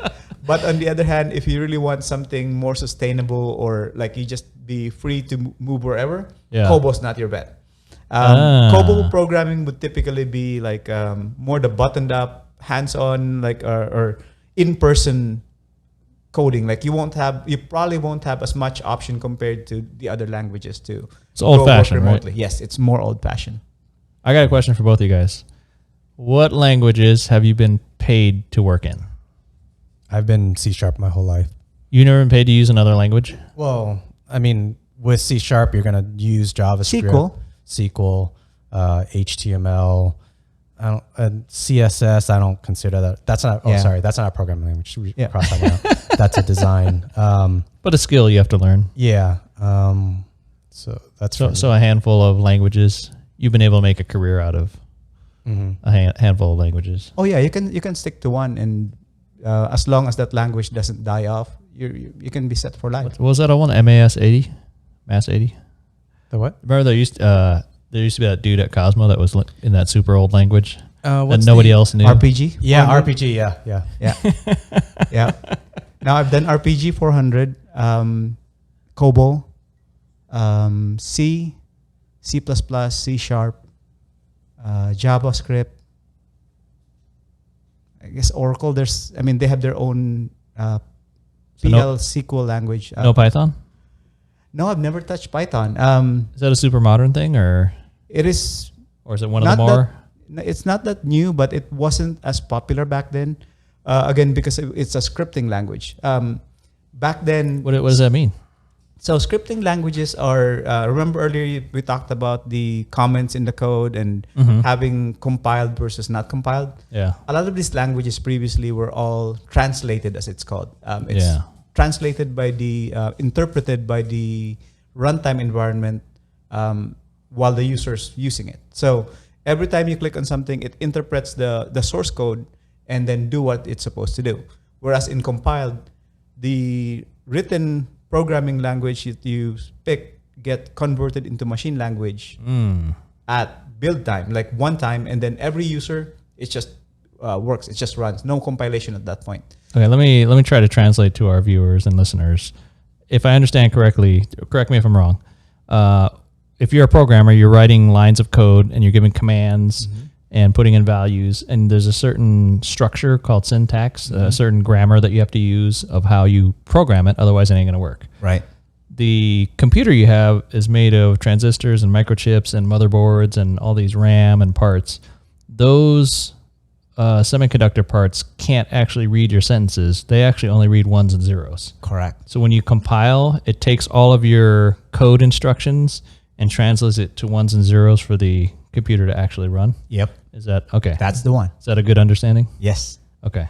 Would you add anything to that? No, I don't want to get more complicated. Yeah. And again, the big difference is when does that translation happens? Does it happen after the developer deploys? Like when they're like, okay, I'm releasing my software now, like the Microsoft Office that you have on your desktop, for example. That used to be desktop only. Whereas now there's a web version, and that web version is typically also translated on the fly as you start working. Wait, you can use Microsoft Office on the web? Yeah, there's web versions of it now. You got to pay for it though, right? Yeah. Okay. Yeah. It's now... I was thinking Windows, but now I get it. Yeah. Okay. Yeah. Hey, when I start up Microsoft computers, why does it take so long for it to boot up? What is it thinking about? Why can't it just do what I want right away? Yes. That was actually a thing when back in the days, they were like, computers will never be a popular thing for the masses. Yeah. Because unlike your TV, you just press the button and it's on. Yeah, my toaster works immediately. Exactly. So well, almost. Well, the thing is that it has to set up a lot of things in memory, like especially the graphics. Like it has to take that time. Used to be like some computers used to take like a minute to boot up, right? Nowadays, it still takes a while, but it's like more you would fire it up and you would go get coffee. Right. No, back then. Now it's more like seconds, but it's still not the same as pressing on TV. Yeah. But the thing that we don't talk about as computers are your phones. Yeah. It's just always on. Yeah, I can turn on my phone right now. Yeah. Well, it was always on though. Okay. It was never off. I mean, if you try to actually boot it up, then it still takes time. The boot takes like probably 10 seconds, right? Yes, but you don't see that at all now because you just have it on blackout mode and then you press a button and it's like instant on. Like it was on all the time. Yeah, I like that. Yeah. So can they make all our computers just on all the time? They can, except it eats up a lot of electricity. Yeah. Oh, okay. Can it go to like a low energy? Yeah, they tried doing that with the what do they call it? Hibernation mode and the sleep mode. Yeah. I feel like, back in the early 2000s. I thought you were going to tell me I'm complaining about nothing. Shut the fuck up. In a long way, I'm going to say that. But okay. I feel like back in the 2000s, I used to complain about my computer would take anywhere from a minute to 5 minutes to boot up. Yeah. Nowadays, on high-end computers, like I was building some high-end computers, like booting up in like 7 seconds. But as you run the computer, you install more apps, and there's more things that start up, and then it gets into the. I think my computer, it's pretty expensive right now, but even then, it still takes it kind of takes a minute. It takes about a minute to boot up. We should do a benchmark test for everybody in the comments. How long does it take you to go from your computer is asleep to getting started and opening up Pornhub and starting your video? Yeah, audience, how long does it take for your computer to boot up? I was going to say use a stopwatch, but you should use a stopwatch. There was, I want to say somewhere around 2005-ish, somewhere around there. Yeah. I want to say that was probably the peak, unfortunately, peak time where some computers are taking 5-10 minutes. I don't know if you guys remember any of those computers. Like if you had an old enough computer with a complicated enough load of software. Yeah. Some people, I think I had a computer that was near 4 minutes at one point. So I would just go get a drink and come back. It was pretty lame. But I feel like take a dump. if you get under 1 minute, it's that's where a lot of computers are nowadays. That 1 minute doesn't matter to most of us nowadays. I want 10 seconds or less. No, I agree with you. I like it too. When my previous build, I was booting up in 7 seconds. That was really awesome. But how often do I need to type right now. Because with the sleep mode, that'll take 7 to 15 seconds sometimes, depending on the computer, depending on the CPU, depending on a bunch of factors. Yeah. So 15 seconds starts to feel like it doesn't matter. But do you agree with us, Oscar? No, that's exactly right. But the biggest thing though is around that time when the solid state disk came out, everyone was like, "Oh, I can boot in less than 7 seconds." That was the thing. And then, of course, as soon as the software developer sees this, they're like, "Oh, you know what? I can preload this antivirus or this other package. That way, when you need it, it will be there." So people start adding the more powerful the machine become, the software becomes even more complex. And they're like, "Oh, your software can now understand you. It can listen to you and interpret what you say." Right. So kind of like a tangent connection. So remember back in early 2000s, you wanted to build a website. I think it was under 200 kilobytes. I forget the exact size. I went to NFL.com the other day, and it was probably like a year ago, but I downloaded just to see how big NFL.com was. It was 8 megabytes to get to NFL.com. So you're talking about how much memory or how much data it takes for a website to run. Yeah. So back in the days when things were slower, you wanted a small, efficient site. Right? Yeah. So 8 megabytes is super huge. I mean, that's a lot. Yeah. I mean, and unfortunately, not to make fun of third world countries, but third world countries probably would not want to go to NFL.com. Yep. What? Someone that has a slow computer, slow internet would not want to go to NFL.com. Oh, come on. Somalia wants to know what's going on with the Green Bay Packers. You got or the Raiders. The Aaron Rodgers looks like a pirate. He's got this ponytail thing going on. Yeah. So I think as technology progresses, we software engineers, unfortunately, are making it, making websites, everything, programs, apps, all more complicated. Yeah. So you're saying the more money Americans make, the more they spend? That's true too. So whatever your salary or earnings is, you spend up to your eyeballs. Yep. Is it because we have all this temptation? We have so many. Yeah, I mean, you're competing with the other people. I mean, in the software industry, when Google came out with this feature, like everyone else has to come up with a similar feature, and then now you're having again, like facial recognition, voice recognition, translate the site on demand. Like you're in a new place and you want to see like, oh, I'm lost. Where am I? And then you use your phone, and I mean that is like a lot of computing power and memory that's needed. So all that is now possible because we have a much more powerful hardware and network. Like if the network is bad, like you really won't even attempt that. But now that the network is so fast, like, oh, let me add all this. And then now you get to a point where everything slows down or it's really slow because your phone is like 10 years old or 5 years old, whatever. So no, they don't last that long anymore. True. three or four would be an old phone, right? Yeah. I think they're designed to self-destruct. I have a 3-year-old phone, actually. Yeah, your battery's going to start expanding. There you go. You know what was a super exciting feature when it first came out, where you could hold your phone to like foreign text, and it would translate it Right. on the fly, Yep. and then it would even show on the screen. Yep. I forgot about that for a while, but the other day a friend gave us some Korean. They were like popsicle ice creams. They're like a weird milk flavored. I haven't tried it yet, but it was all in Korean text. And so I tried the phone thing, and it's built in native into my photo. Like when you go to take a picture, it's built in native. You got to switch to the mode, and it like literally translated and like overlaid graphics so that as if you were looking at it in English.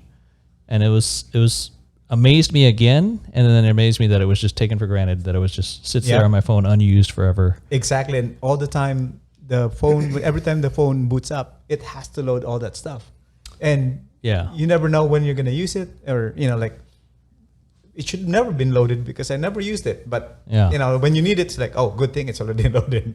Could you strategize it to load what it thinks you're going to use right away, and then something like translating foreign text it can load after you're ready to play? Can it do that in the background It tries. While I'm racing to Pornhub? Yeah, there's a lot. I think Windows, Microsoft, or I mean probably Android, all of them, they put a lot of effort into that. Surprisingly, I don't know anything about it, so I'm just saying they still seems like none of them have figured out the sweet spot. Right. Maybe this whatever it's going on is the sweet spot, but it doesn't feel like it for us end users, unfortunately. Yeah. Okay, I got a different programming question. Some of us here are crypto enthusiasts into cryptocurrencies and blockchains. Is programming a blockchain different than programming in other stuff? I mean, is that different languages, or is it a whole different world, or is it very similar to just being a computer programmer to make a blockchain?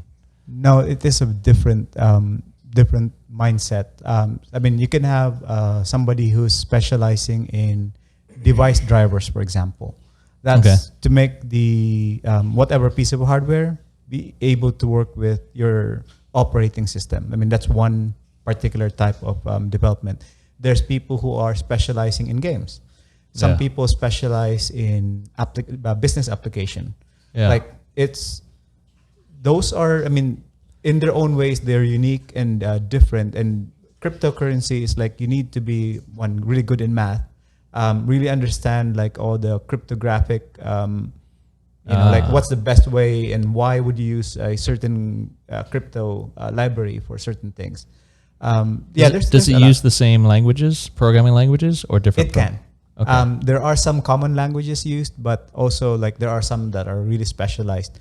For example, right now, Rust is like one of those languages that's really hot from like the bleeding edge type thing. Yeah, Rust. Yes, like if you don't want rusty software, use Rust. Like, I mean, it's supposed to be really good. I haven't actually used it, but I looked at it a little bit.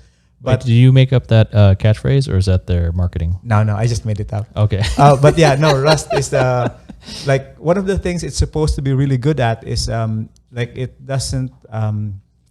It's a lot harder to create a program that's leaky, like memory leaks. So one of the issues with memory leaks is that when you start using a program, it's okay, and then after like an hour, it's now slower, and then after 2 hours, it's not usable anymore, and then after 3 hours, it just dies. Wait, your program gets tired? What's happening? So basically, it's using memory and not releasing the memory. Like although it's done with it, it's not actually releasing it back. So I mean, it sounds really simple, but it still happens today. I mean, there's languages like C#, for example, was built exactly for that reason, where it automatically garbage collects. Well, that's the terminology they use to basically look for things that are not used anymore and remove the references to them so that they can be reused by something else. Is that like if I'm browsing the internet and downloading websites, when you have that white website up, it's going to take up some memory. Right. But then I go to another website. Yep. I don't need that one anymore. Right. You could save the address of it. But no, that's different. But I don't need to save the whole page and all the code, right? So if you never cleared out your...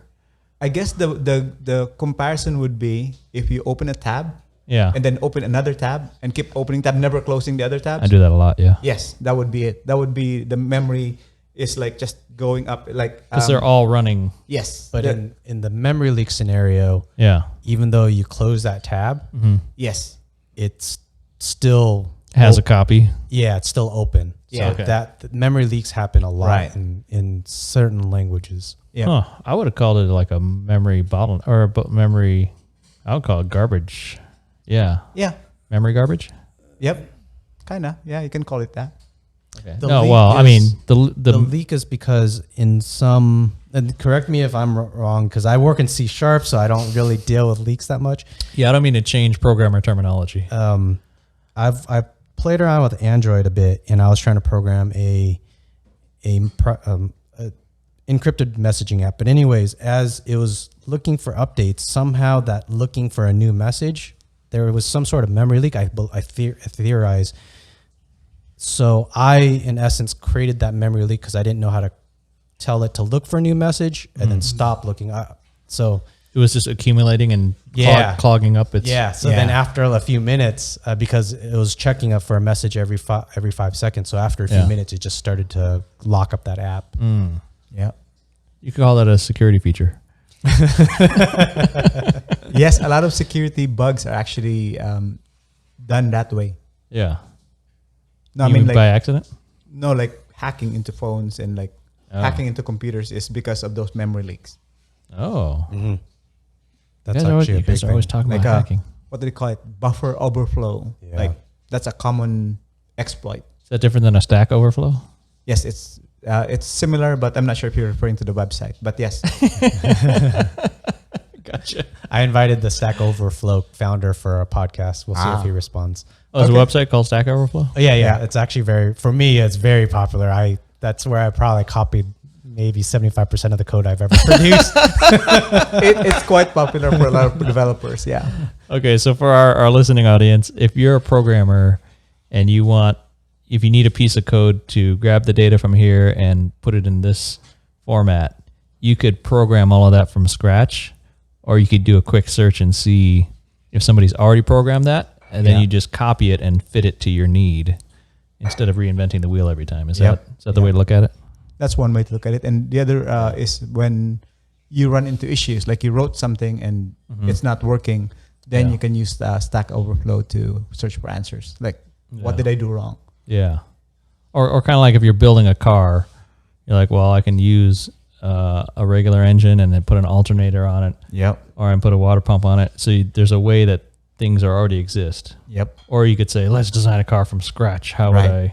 I want my own nut and bolts. Like, you know, it's So instead of re-engineering every problem, Yep. you can get something that's most of the way there and customize it. Yep. That's Okay. one way. Yeah. So do you owe Stack Overflow some donations, or how does that work? I've submitted maybe I think 3 or 4 answers, maybe less, maybe only. It's really tough to be the first person to answer something because so there will be a bunch of people around the world asking, hey, how do I fix this? Yeah. By the time I've gotten to it, like usually there's 5 answers already. So you've contributed to the knowledge base. Yes. Yeah. Once or twice. I think once Nice. or twice. So I think what they've done now is a freemium. Like you can go and look for answers, but after a certain point, like if you don't contribute, you have to start paying. Oh. Yeah. So to look up answers. Yeah. But if you also like contributing, then you're getting points for use later on. So if you were looking at Yelp all the time and not putting in a review. Right. Something like that. Yeah. Okay. Yep. Should we jump back all the way to you getting to America? Let's jump Coming back to America. that. Nice. Yeah. No, not singing is not my thing. Did you go right into Silicon Valley or somewhere else? No, I never actually worked in Silicon Valley. That's the one thing How'd you know about all these food trucks and Star Trek 'cause models? a lot of my coworkers, we had a lot of coworkers who were from India. And the thing with India is that there was so many applicants that a lot of them were not getting their green cards. So Oh. there was no incentive to stay in one company. So when Google starts calling or eBay starts calling, they jump almost immediately. Okay. And then, afterwards we still message, we still talk. So Yeah. we're like, oh yeah, we just got this food truck from Sun Microsystems. They were bragging. Yeah. So they were sharing with us all this information. Gotcha. But the IBM one, the Star Trek one, I did actually come over to Vegas the first time. That was the IBM workshop. Wait, were your Indian ex-coworkers sending you messages on AIM? Was that? Yeah, is that what you were using? AIM and email. What was the other one? ICQ. ICQ. Yeah. I think I still remember my 7-digit number on ICQ, oddly, because it's like a phone number. Because you were living life so hard that moment. Right? Yeah, as a teenager, Yeah. So that was that's how I learned about all the what's happening in the valley, and it's also like inviting, right? But at the same time, like I want to get my green card. I want to make sure I'm established. Then I might move. So you stayed at your company to earn your green card. Yes. And then that was like 99 up to like 2005 ish. What were you programming at that company? We were actually supporting a lot of the startup companies. Just different types of work. I'm always confused, or no, I'm always interested in everything computer. So one day I would be like sent to do like networking support and Microsoft Exchange in the next. And then the next one would be a programming work or a consulting work at the one of the California government sites. That was actually an interesting one only because the guy who was working there was already very good. He was really sharp.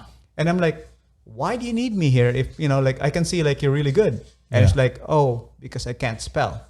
What? And I'm like, what do you mean you can't spell? I mean, I see your work. It's great. And it's like, no, when I have issues, I can't Google things because what I type in is misspelled. So Google's not responding correctly, or he's not able to find answers. Like he's dyslexic, or he literally doesn't know how to spell? I don't know. I mean, that was just what he said. And then weird. So like I would be, he would like be stuck on something, and then I Google it, and then I'm able to find the answers. And that's crazy.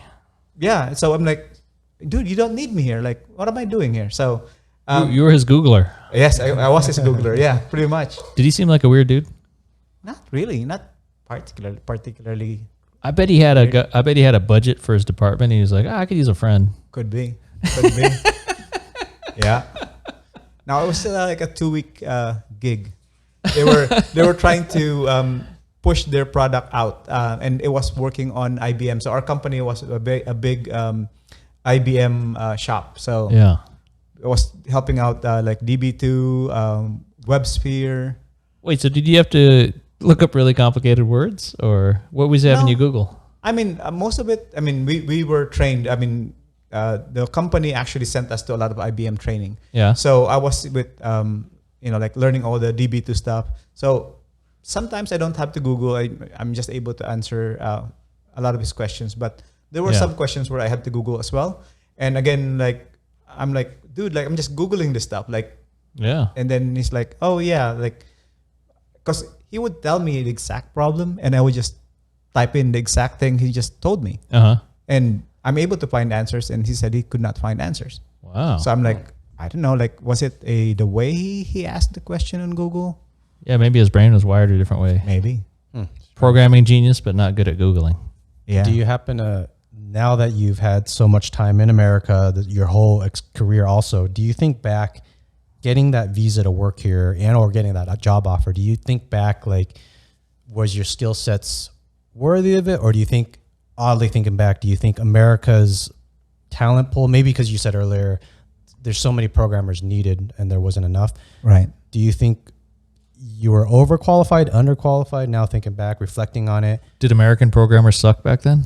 That could be it. No, I mean, I'm pretty sure there's a lot of really good developers here already, but I guess you can say like, there's probably like the top 1%, like the Elon Musk, the Steve Jobs type of people who are like really good. And then you have like this different levels, right? So wait, but you're not saying they're good programmers, right? I mean, some of them were pretty good. Steve Wozniak. Wozniak, not Steve Jobs. Sorry. We'll give it to Woz. Yes. Woz. My bad.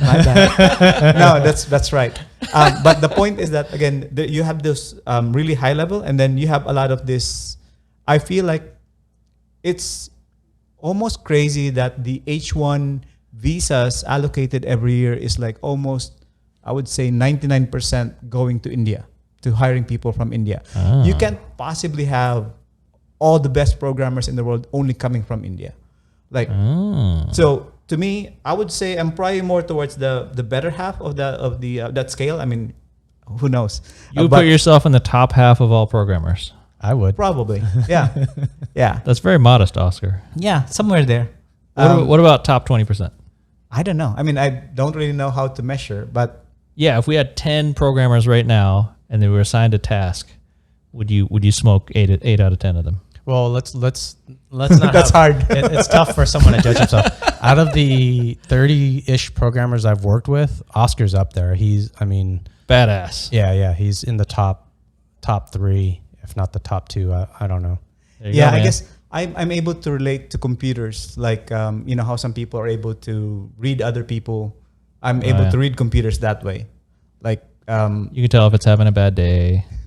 Well, maybe not that, but more like okay. So here's an example. Like when I was starting in that professional company that I work for, we were using an Oracle software. It's called Oracle Forms back then, and actually, Developer 2000 was the suite of products, and this was in '96, I think. Oh, you're working in the future. Yeah, I was working in the future. So actually, that still comes up in interviews. Like every now and then, they're like, "How come your resume says 2000, but this was in '96?" But the point is that it's a software that not really that commonly used. So only a few people knows it. So I became like the whisperer of the software in our company because I could figure out like, although the screen is presenting it this way, internally it's probably doing it this way, and then I try it, and then it actually responds the way I expect it to, and like, this is how they coded it on the back end, which is, you don't really see it from just looking at this thing, like, according to the documentation, it should be that way. Yeah. And then that software in particular, they were trying to install it and get it running for, I think, 2 months before I arrived. Yeah. And then my first week, I got it running. Did they buy you lunch or anything? No. Ah, bastards. But I mean, I feel like that became a big reason why I got promoted really fast within that company. Okay. Even without my diploma yet at that point. So again, we were told, right? I mean, no diploma, you're gonna be at the bottom of the scale. Yeah. Well, I still rose up pretty quick and surpassed a lot of other people within the company because of that. Yeah, because you could figure shit out. Yes. So I feel like a lot of that mindset is really like very again logical and being able to relate to the machine. You gotta be careful when you're that good.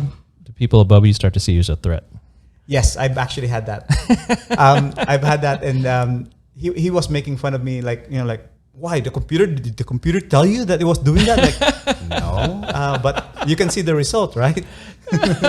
And it became so weird. Like he would approach one of my coworkers who was a girl, and he would be like, "Hey, if you pass Oscar on the street, would you give him a second look?" And I'm like, "What has that got to do with anything?" Wow. No, it's about dominance and hierarchy and success. He was exactly doing that. Focused on the wrong thing. Yep. Yeah. So another for our viewers and listeners, if you are alive in the 80s and 90s, the year 2000 was this. It represented the future. Like there's going to be a day when we have flying cars and everything's going to be robots and it's going to be amazing. And in a way, the year 2000 was that magical day. Like you couldn't even imagine. Like I can't even. This is 1988. What's the year 2000? That's like the far future. That's incredible. Yes. It was this weird cultural idea. So there was a lot of projects that were, if you had the word 2000 or the numbers 2000 in it, it was to say this is the high tech future thing. Yep. Because it's the whatever 2000. Oh yeah, for sure. In fact, I was taken in by that company, and their specialization was Y2K. Yeah. The Y2K projects, like they had their customers were like Kaiser Permanente, Citibank. I forgot the company in Hawaii, but a lot of big companies were their clients because of Y2K. So that's part of the reason I was able to come over, because of Y2K. Can you explain Y2K, Liem? I did my high school paper on that. Did you copy it or did you write the paper? I think that one I copied. I copied most online. Back in 2000 or 1998, like the plagiarizing system wasn't really online yet. Yeah. So I was able to use online to write papers. And, right. The teachers didn't know how to do it, so they didn't know how to catch you. Yeah. Okay. Yeah. Yeah, so Y2K is just when they thought that when 2000, the numbers on a lot of devices, whether it could be elevators, in the elevator has a clock, and then it thought that when 2000 hit, a lot of these computers could go down because it doesn't know how to decipher the timing and how to... Is it because memory was so scarce and precious that they were representing the years as a 2-digit?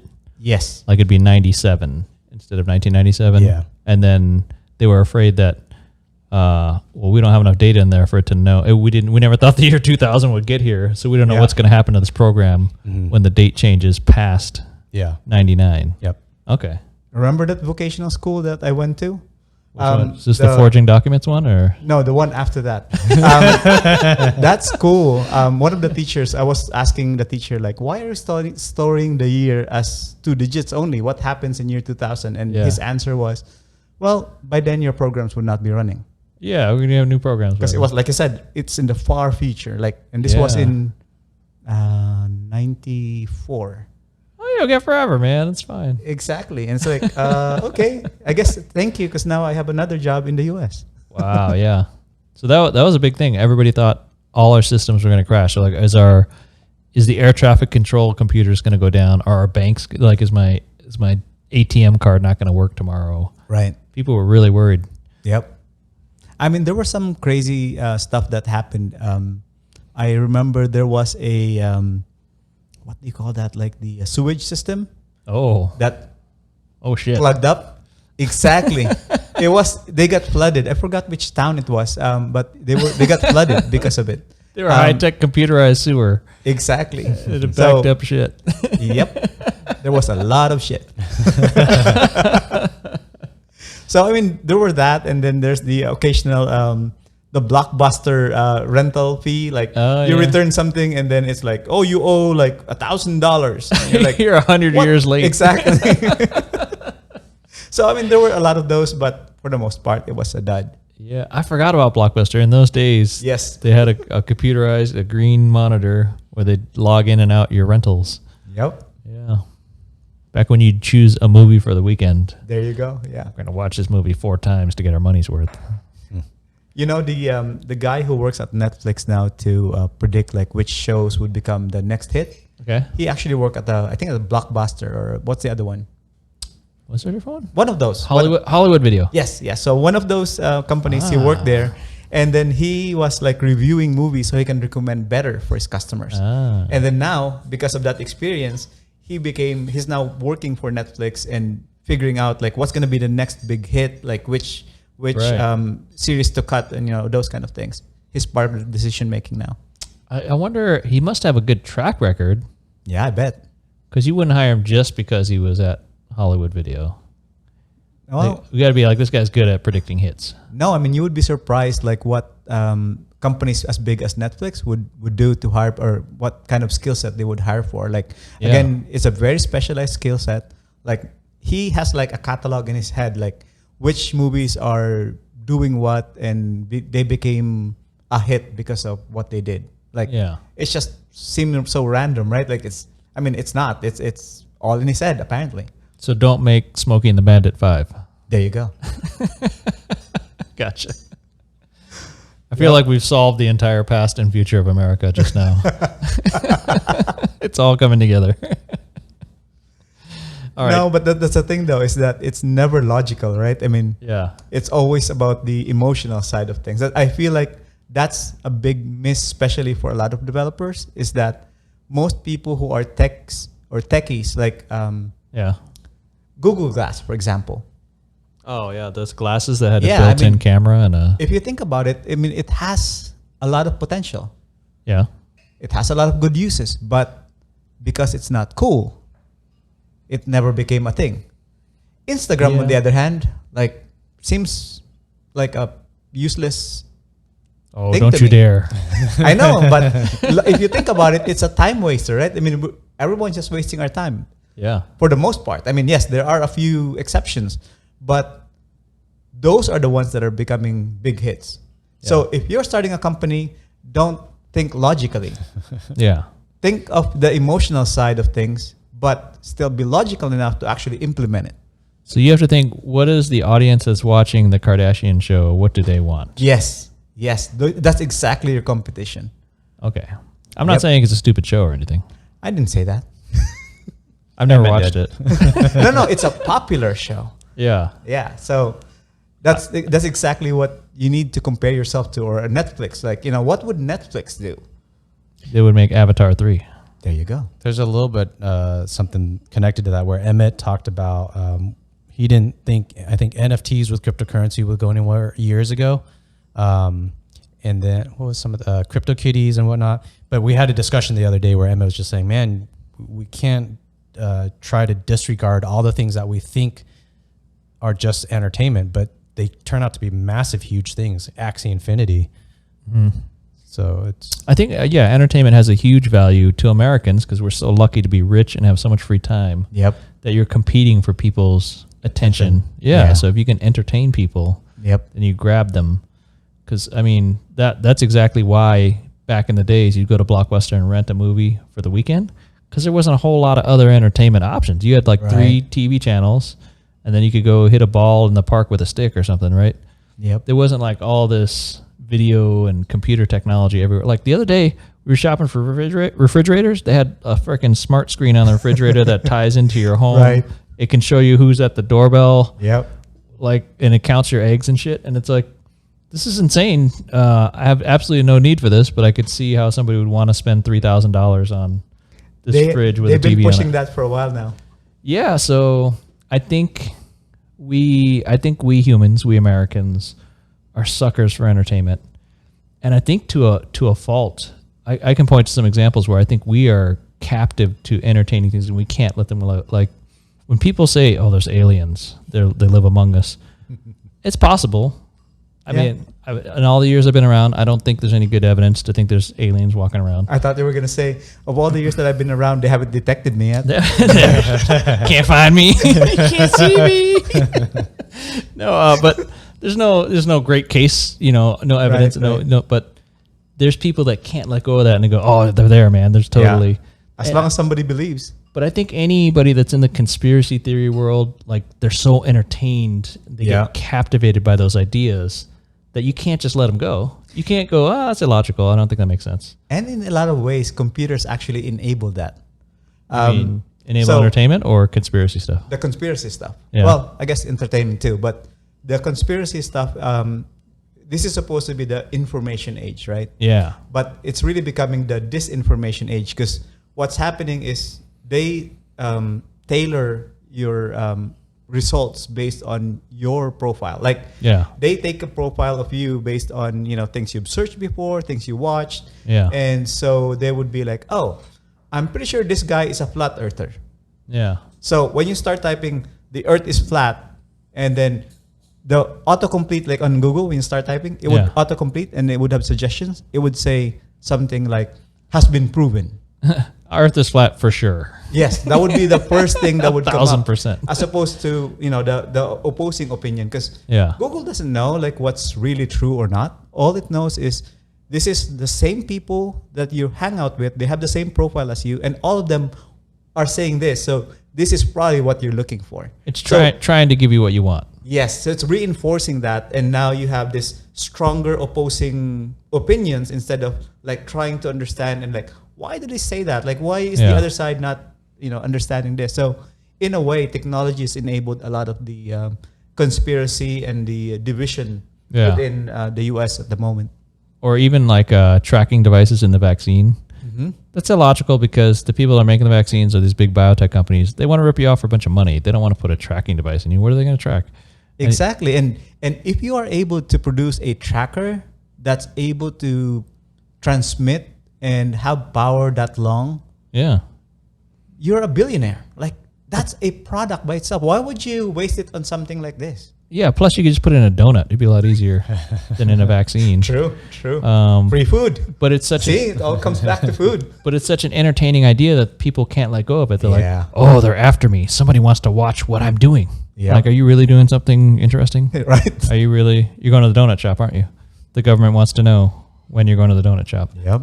And by the way, we can track your phone. You knew that, right? They're already you already got all the info in the world on this supercomputer that you carry in your pocket. So logically, there's no case. Right. But I think there's people that can't let go of that entertaining idea. Yep. Somebody's after me. They're watching me, right? Yep. That's a lot more entertaining. Yep. I don't know. That's my theory. Yeah. That's my again, thesis. And again, with Google and your Facebook feed and whatever, like all these are customized for who you are. And now it's saying, oh, yeah, it's true. Yeah. Like, see, I found this news. It said this. That's people. That's just how people are. Well, so we have a problem with crazy, at the very least, crazy information running wild on social media and through our internet. Yeah. What do you think would be a good way to kind of Listen. address that? Like if you know. Yeah, listen. Really try to listen and be open to other. So this is something I find interesting in that the people who are able to travel and be in other cultures typically are able to grasp like what is real and what is not, and at least be open to the idea of like, oh, maybe I'm wrong, or maybe there's another possibility. Whereas people who've only been in one place, like it's like almost like zero chance that they would listen to you. Say like if you grew up in Atlanta and you never left Atlanta. Right. And Then- there's still some people who are like that. Like they've never left their town, right? And they're just there. And when somebody says, "Oh, the COVID vaccine makes your testicles grow," like really, this just happened, right? I mean, who was a celebrity? Somebody came out and said Ashton Kutcher. No, Russell Brand. No, a female. She said Mila Kunis. No, she said her cousin's friend in Jamaica, I forgot where. But the point is that's why she won't have the vaccine, because of all the possible side effects. So because her cousin's friend's balls got bigger. Exactly. All right. So, but again, like I'm pretty sure there are people out there who would believe that and stick to it. Like, oh yeah, this is true. So Queen Latifah. I think you're getting closer. Why? Because Jamaicans are typically black. Is that why? Well, the pop culture, I guess, is what I'm thinking. But yeah, that too. I was going with Jamaicans are typically black. Yeah. Or African American. Well, No, Jamaican. I can actually see her face, and yes, she is black, but I can't remember Rihanna. her name. No. Okay, I don't know that many. It's in the Lizzo. You can no. You can look up her name or the news. It's there. It was only like 3 days ago. Just Google search Jamaica balls enlargement. No. So I need a professional Googler. No, I mean I just happened to see the news and that's what came out, and I'm like, that's just ridiculous. Like really? And then Google knows what you want. Exactly. Exactly. They're giving you the news you want to see about testicles. Yep. I think jumping back to your question, is there a way to fix misinformation on the internet? I theorize, so there's the capitalist focus, say, on Google, Facebook. Yeah, I would settle for making it better, like getting improvement. Yeah. Yeah, I think the root of the problem is all the way back to the government, actually. So you have to have a system that's not rooted around just making money, where profit is the absolute best motive. Yeah. You have to fix it by having something, somehow, some government where motivation is to help people. So I don't know if you could cut out lobbyists and then have the government give funding and grants and tax breaks, or maybe tax breaks wouldn't even be needed if you fix the government. Fix the government where companies that do good for the masses of people, government should be motivated to somehow give tax breaks, more grant money to reward and incentivize a company that helps the masses. So therefore, if that system was in place, say Google, or maybe Facebook's a better one. Yeah. Okay, let's go Google, where if someone searched flat Earth, they search flat Earth, blah, blah, blah. Google would be incentivized to help those type of people learn what is actually right. So then government that is able to quantify that somehow would give that Google better funding. Well, so then the counter argument would be, well, how does Google know what's good for me? Right. Yeah. And now, like, where the censorship starts and ends. So, yeah. But if the consensus of scientists, hopefully, if you have a body of educated people, it's a consensus board that would vote. That's not ran by money, but that's so far ahead, so far away. I'm trying to think of a simple way to implement. What if we go, okay, enough screwing around, the Earth's not flat, knock it off. Like, well, freedom of the press and free speech. Like, I can say whatever I want. I mean, that's always the argument, right? But you're not allowed to say the theater's on fire. Yes, but there's an immediate impact, like stampede or something that. Yeah, could Americans happen, right? are immediately stupider if they think they're stupider if they think the Earth is flat.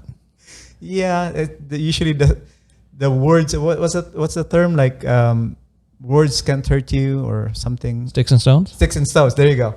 So I think that's. No, it's making people stupider if they think the Earth is flat. That is factually incorrect. I mean, there's a lot of factually incorrect stuff, but it's not. I'm saying we could start with, the U.S. Board of Education could go, hey, you know what? The Earth is definitely not flat. The Board of Education says no to anything that says the Earth is flat. So now Facebook and Google can go, well, it's not good to teach people the Earth's flat. So we're gonna downplay that. You can go search for it if you want, but we're gonna minimize. We're gonna change the algorithm so that flat Earth, anything that supports flat Earth is gonna. No, I'm totally with you. I mean, I'm like, we should be doing something like that, but at the same time, you would also have to think it from the other side, right? I mean, I'm pretty sure they would come up with, like, oh, you're censoring or the government. There's a government conspiracy to take away our freedom, and by doing, like telling us that it's this. Like, I mean, that's what they're saying now about the vaccine. Like, what has anything like there's this guy who supposedly quit the military because he would not get the vaccine, the COVID vaccine. Was he like a reserve backup dude? No. He was like a captain. He was a pretty high level dude. Yeah. But the thing is, he submitted to the anthrax vaccine. Yeah. He submitted to the smallpox vaccine. Like, yeah. Why is it all of a sudden? Because those don't have tracking chips in them. There you go. Yeah. So that's exactly the problem, right? Like, it's just crazy what people believe, and then now you get into all sorts of mindsets. Like, it's not logical. I mean, you could argue that it's not logical, but from their perspective, it's like, this is reality. Yeah. Well, here, so for our viewers and listeners, I would say this: if you want to believe in government conspiracies, right? It's hard because there's the government. There's a huge. It's the system of government that we live under is so many different parts. There's the federal government, the state government, the city government, the county government. You got military, you got defense, you got science, you got the NSA, the CIA, the FBI. You got so many millions of parts. You got the FDA, you got the health department. We could sit here all afternoon and make a list of government agencies. So there's all these agencies that have some authority to regulate and not allow us to do things that should be for the greater good, right? So are there ever government conspiracies? There probably is. But if you have really complicated things that you're figuring out right now because some guy on the internet told you, that's probably not the case, because the government is so fucked up. There's not a possible way for thousands of people to coordinate and pull off some grand conspiracy. It just doesn't work. So my dad used to work for the Department of Defense, so I have some experience. And I see the dudes that worked in there. These were like high-level dudes. They were just regular guys with families, and they're like us. And I was an intern at the U.S. Embassy in Thailand. So I'd be walking in. I worked for the Army and a bunch of other offices, the Community Liaison Office. I worked for the office that issued passports. And this is a high schooler, right? So I'm going to these offices. They're regular people. Yep. And my dad, like, one day my brother went to go check. He was delivering for the Air Force. He's delivering mail, right? So back then you'd deliver mail to different offices. He's bringing in the mail, and it happened to be our dad's office. He goes, "Hey guys, I got your mail, right?" And you put it in the inbox. And my dad and his boss are leaning over their computer like, how do I figure this out, right? And where the inbox was, he happened to see what was on the computer. Fucking solitaire. So it's not super geniuses trying to fuck you over. It's just regular people collecting a paycheck. Everybody's trying to make money. If there's a money motive, then there's probably something going on there. But if there's some grand, super high tech, complicated conspiracy, nobody can pull it off. The average person can't pull it off. So are you going to collect all the geniuses together? No, the geniuses are doing math over at Harvard, right? So, And it totally makes sense to me what you said. yeah. And it's logical. And again, unfortunately, what we figured out is that logic doesn't No, mean yeah. it will translate. Here's the other thing I'll say to our audience too. Like, statistics is not super hard math. Did you get an A in statistics? If you were the guy that got an A in statistics and you got an A in chemistry and biology, you might be smart enough to figure some shit out. If you were the dumb shit in high school who didn't get an A in statistics, if you fucking failed statistics, weren't good at chemistry, and barely have a concept of biology, you might not be smart enough to figure shit out. This is a complex world. Just believe the people that are good at statistics and chemistry. You have to be good at detecting bullshit is what you really need to be good at, is figuring out who's telling you the truth and who's not. But if you think if you don't know an average from a mean to a median to being an outlier, if you don't understand those things, you probably can't evaluate medical claims. You can't evaluate whether the one guy getting his large balls in Jamaica is important or not. Yeah. I mean, this is... No, I mean, again, I totally agree with you. And in fact, the one thing on statistics that I find really funny is that now people are saying like, oh, see, the vaccine doesn't work. People who have vaccine are dying. Yeah. And I'm like, it's like what, 90% who are not vaccinated are the ones who are dying? Yeah. And like what, like a small tiny portion of that are vaccinated and they had a pre-existing condition and all this. But no, the only focus is the fact that yes, a vaccinated person died. Like, Yeah. okay. I mean, it's again because of their preference, their profile. They're picking that piece of information. That's the information that's presented to them as well in a lot of their feeds. Yeah. So it's tough. Yeah. So I see that problem. You were talking about people are emotional. People will, I don't know how to put it. They will prepare for highly unlikely things if there's an emotional impact. Yep. But for me, it's like, you need to spend your time and energy preparing for things that are most likely to happen. You might get in a car accident, but you're probably safe. So do we all drive around in cars? Yeah. Is it statistically the most dangerous thing we do? It's probably up there. Yep. So if you want to compare your other dangerous activities to driving a car, then that's a good way to look at it. But I don't know. I feel like I'm ranting and raving, but No, I'm totally in agreement with you. yeah. Again, it's just a matter of does logically thinking about it really click with a lot of the people out there. That's the biggest issue, I think.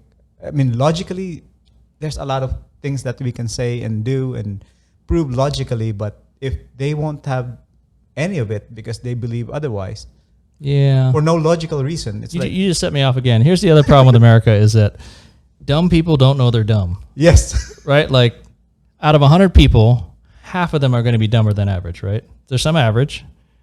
So statistically, half of us are dumber than average. I mean, yeah, Oscar can program the shit out of computers. You think you're smarter than Oscar? I don't think you are. Probably not. I mean, what do? You're a mom. Great. Hey, I know I make a lot of mistakes too. Yeah, and yeah. I know that I don't know a lot of things. Yeah. But there's people that walk around as dumb shits and just by being rude and pushy. And louder. Yeah, and they can trick themselves into believing they're smart. And there's no test anymore. I mean, did you go get your degree in college? Did you do something that requires some intelligence? I mean, that should be the test. Like, did you do intelligent things? I mean, are you having a great life because you made some great choices? No, you got a new tattoo. Nice. You're probably not the smartest guy in the room. If that was your focus. Yep. I probably just pissed off all the tattoo people. And moms. And moms. He said moms, and then he didn't. You're trying to say. I'm trying to say, what's your big accomplishment, right? Mm. So being a mom is incredibly difficult. I respect and love moms. We all have moms, right? But I don't think that makes you smart. It doesn't make you intelligent, right? I mean, it's a tough job. I can't be a parent. I don't have that. Could be emotionally intelligent too, but Yeah. I mean that's one aspect. But I think what you're addressing are a lot of those people who are into conspiracy theories are less educated. typically less educated. Yeah. Yeah. And there's an inverse correlation between higher education and pregnancy rates. That's too logical. If you didn't understand that sentence, go back to school before you think you're the smartest person in the room. I think it was in Africa when they started teaching sex education in classes. I think I think the other factor is providing university and college for women. The pregnancy rate went down, I think, 60%. Oh, in some African countries? Yeah, with those two factors. Yeah. Well, I mean, you start to think ahead. You start to think, what are the repercussions of my consequences? Where does this road logically go? Yeah. If I do it without a condom, I'm probably going to get some babies. And is that what I want to do? It's a planning thing, I think, right? Being smart enough to plan. Yeah. And having the information and the tools available. I can't blame anybody who didn't have the opportunity to get educated. In the U.S., we are so lucky to have free public education. And from what I hear, high school kids are not maximizing that opportunity. It's a Unfortunately. a tough and dysfunctional education system. So yeah, sorry, pissed off. Fix America Make America better. again. No, too much politics. I would say he was a very entertaining president that couldn't be ignored. Definitely. I mean, I watched his shows in the past. I really like his shows. It was very entertaining. Yeah. And I just didn't agree with a lot of the other things he's done. But I mean, there were a lot of things as well that, it's okay. And to me, like, I tend to not believe in like big governments. Yeah. I want to trim down. Like, I feel like there's a lot of the bureaucracy and, again, money being spent on government and stuff. Like you said, like, I doubt it's a conspiracy theory out there. There's already like it's hard to coordinate like announced or like intentional stuff already. Like doing something that's kind of hidden agenda type thing is so much harder. Like even coordinating something like implementing like the airport security and all that. Mm-hmm. Which after 9/11 was like a big thing, right? Yeah. It was hard. Like there was a lot of confusion. Yeah. This is already like out in the open. They're like trying to coordinate this, and yet it was hard. Are we there yet? But at this point, like some has regressed. I mean, like it's. You're saying it's so hard for our government agencies to even do the simple stuff they're supposed to do. They're supposed to do, and then Right. now you're talking about hidden stuff that are, dark and only few people know about. Like, what are the chances that they would be able to pull that off? Yeah. I'm Can't even fix our freeways. Yeah. Or nearly the non-profitable USPS. Yeah. Yeah. I don't know how it would fix the postal service. You get them cooler trucks. I think I don't know. I think they're doing okay now. I haven't looked at an update on the post office. I don't know enough about it. I hear something like, is it $50 billion, 50 million or 50 billion? It's In the negative? yeah. Yeah. I mean, I would say we can't just let the post office die and disappear. Oh no, right? I agree. It's just crazy that the technology and more so the coordination of so many people by the government can't figure that out. Yeah, that should be an easy one, right? How do we make our mail work? Mm-hmm. Well, technically, isn't the USPS a private company? It is technically, but it still takes, from my understanding, that $50 million deficit Subsidized. Yeah, our tax money. If I pee in your mailbox, that's a federal offense. Yep. So that means it's not just private. Yes. No, agree. Agree. You might have a civil lawsuit also. Yep. And then I'll be a sex offender. Welcome to America, everybody. Yep, exactly. Yep. Should we jump back to software engineering? Sorry. Let's talk about things we actually know about. No, I know where your mailbox is. So I'm going to go take a dump in it tomorrow. Nothing personal. It's just to prove a point. Right. Sorry. All right. So you've come to America. You're programming near Silicon Valley? Yeah, near Silicon Valley. Okay. The East Bay, San Francisco East Bay. Alameda? Towards that, yeah. Okay. Yeah. Contra Costa County. How long did you work at that company? Probably about 5 years. Yeah. Yeah. What was the next company? The next company was APL, American President Lines. That was in Oakland. That was in Alameda County. Was it shipping? Yes. Okay. Yes. How did you get that job? What was the... We were assigned there by that other company, and then the other company closed shop, and then we just got absorbed into the other company. Oh, okay. Yeah. So, and then over there, we actually deployed a software in the Appalachians. That was really cool. Wait. The Appalachians is these mountains over on the East Coast? Yes, that one. Famous for being very rednecky and uneducated? Yes. What software were you deploying to the Appalachians? So here's the thing. Growing up, I always liked that song that had like... Banjos? No, not banjos. Like, I can't remember the title of the song right now, but like Country Road. Just a good old boy. Oh, Take Me Home, Country Road? Yes, that one. Take Me Home. Yes. Is there copyright problems if I sing? Probably. Okay. So yeah, so that song has a lot of like the Blue Ridge Mountain and like all that stuff. So visiting there was like, oh wow, this is the thing that was in that song that I really loved singing when I was growing up. It was really cool. But then you get to the place and it's like kind of depressing a little bit. Like one of the drivers that we had kind of look like and speak like Joe Dirt. Joe Dirt with a mullet? Yes. Okay. Joe Dirt was a caricature, like a comedy caricature of a country redneck. Okay. Yeah. But this guy was actually like that. He could not read. He could not, I think he can he remembered the symbols, but he could not really read. Okay. Like that kind of He was a truck driver? Yes. And he actually looked like him too. So I'm like, this is really cool and depressing at the same time. You think he would at least have to read road signs, right? Or he just get lost a lot? Yeah, no, I think he was able to. But yeah, it's crazy. But he was only doing local delivery. So, you know, he's familiar with the local he knows the area. Yeah. So, but yes, that was the deployment for a trucking optimization software. And one of the things we figured out was, I'm not sure if we want to piss off the union, but the union workers are slacking off. No, this one is crazy. So this is long in your past, right? Yes. Yeah, fuck the trucking union. This was, it wasn't the trucking union, it was the mill. It was the paper mill. Okay. So basically there's this piece of paper. They would take out a small section of the piece of paper and hand it off to the next guy. Next guy. Eventually it lands on this glass window with a lady behind it. Uh-huh. And then the lady takes whatever you pass to her and then she puts it down. And like in the trash or what? Yes, exactly. It was in the trash. I didn't know it was in the trash at first. Oh. So I was just, so what does that do? Yeah, what does that do? And she's like, oh, I just put it in the trash. And I'm like, why? That's my job. Wait, was there info on this paper or what?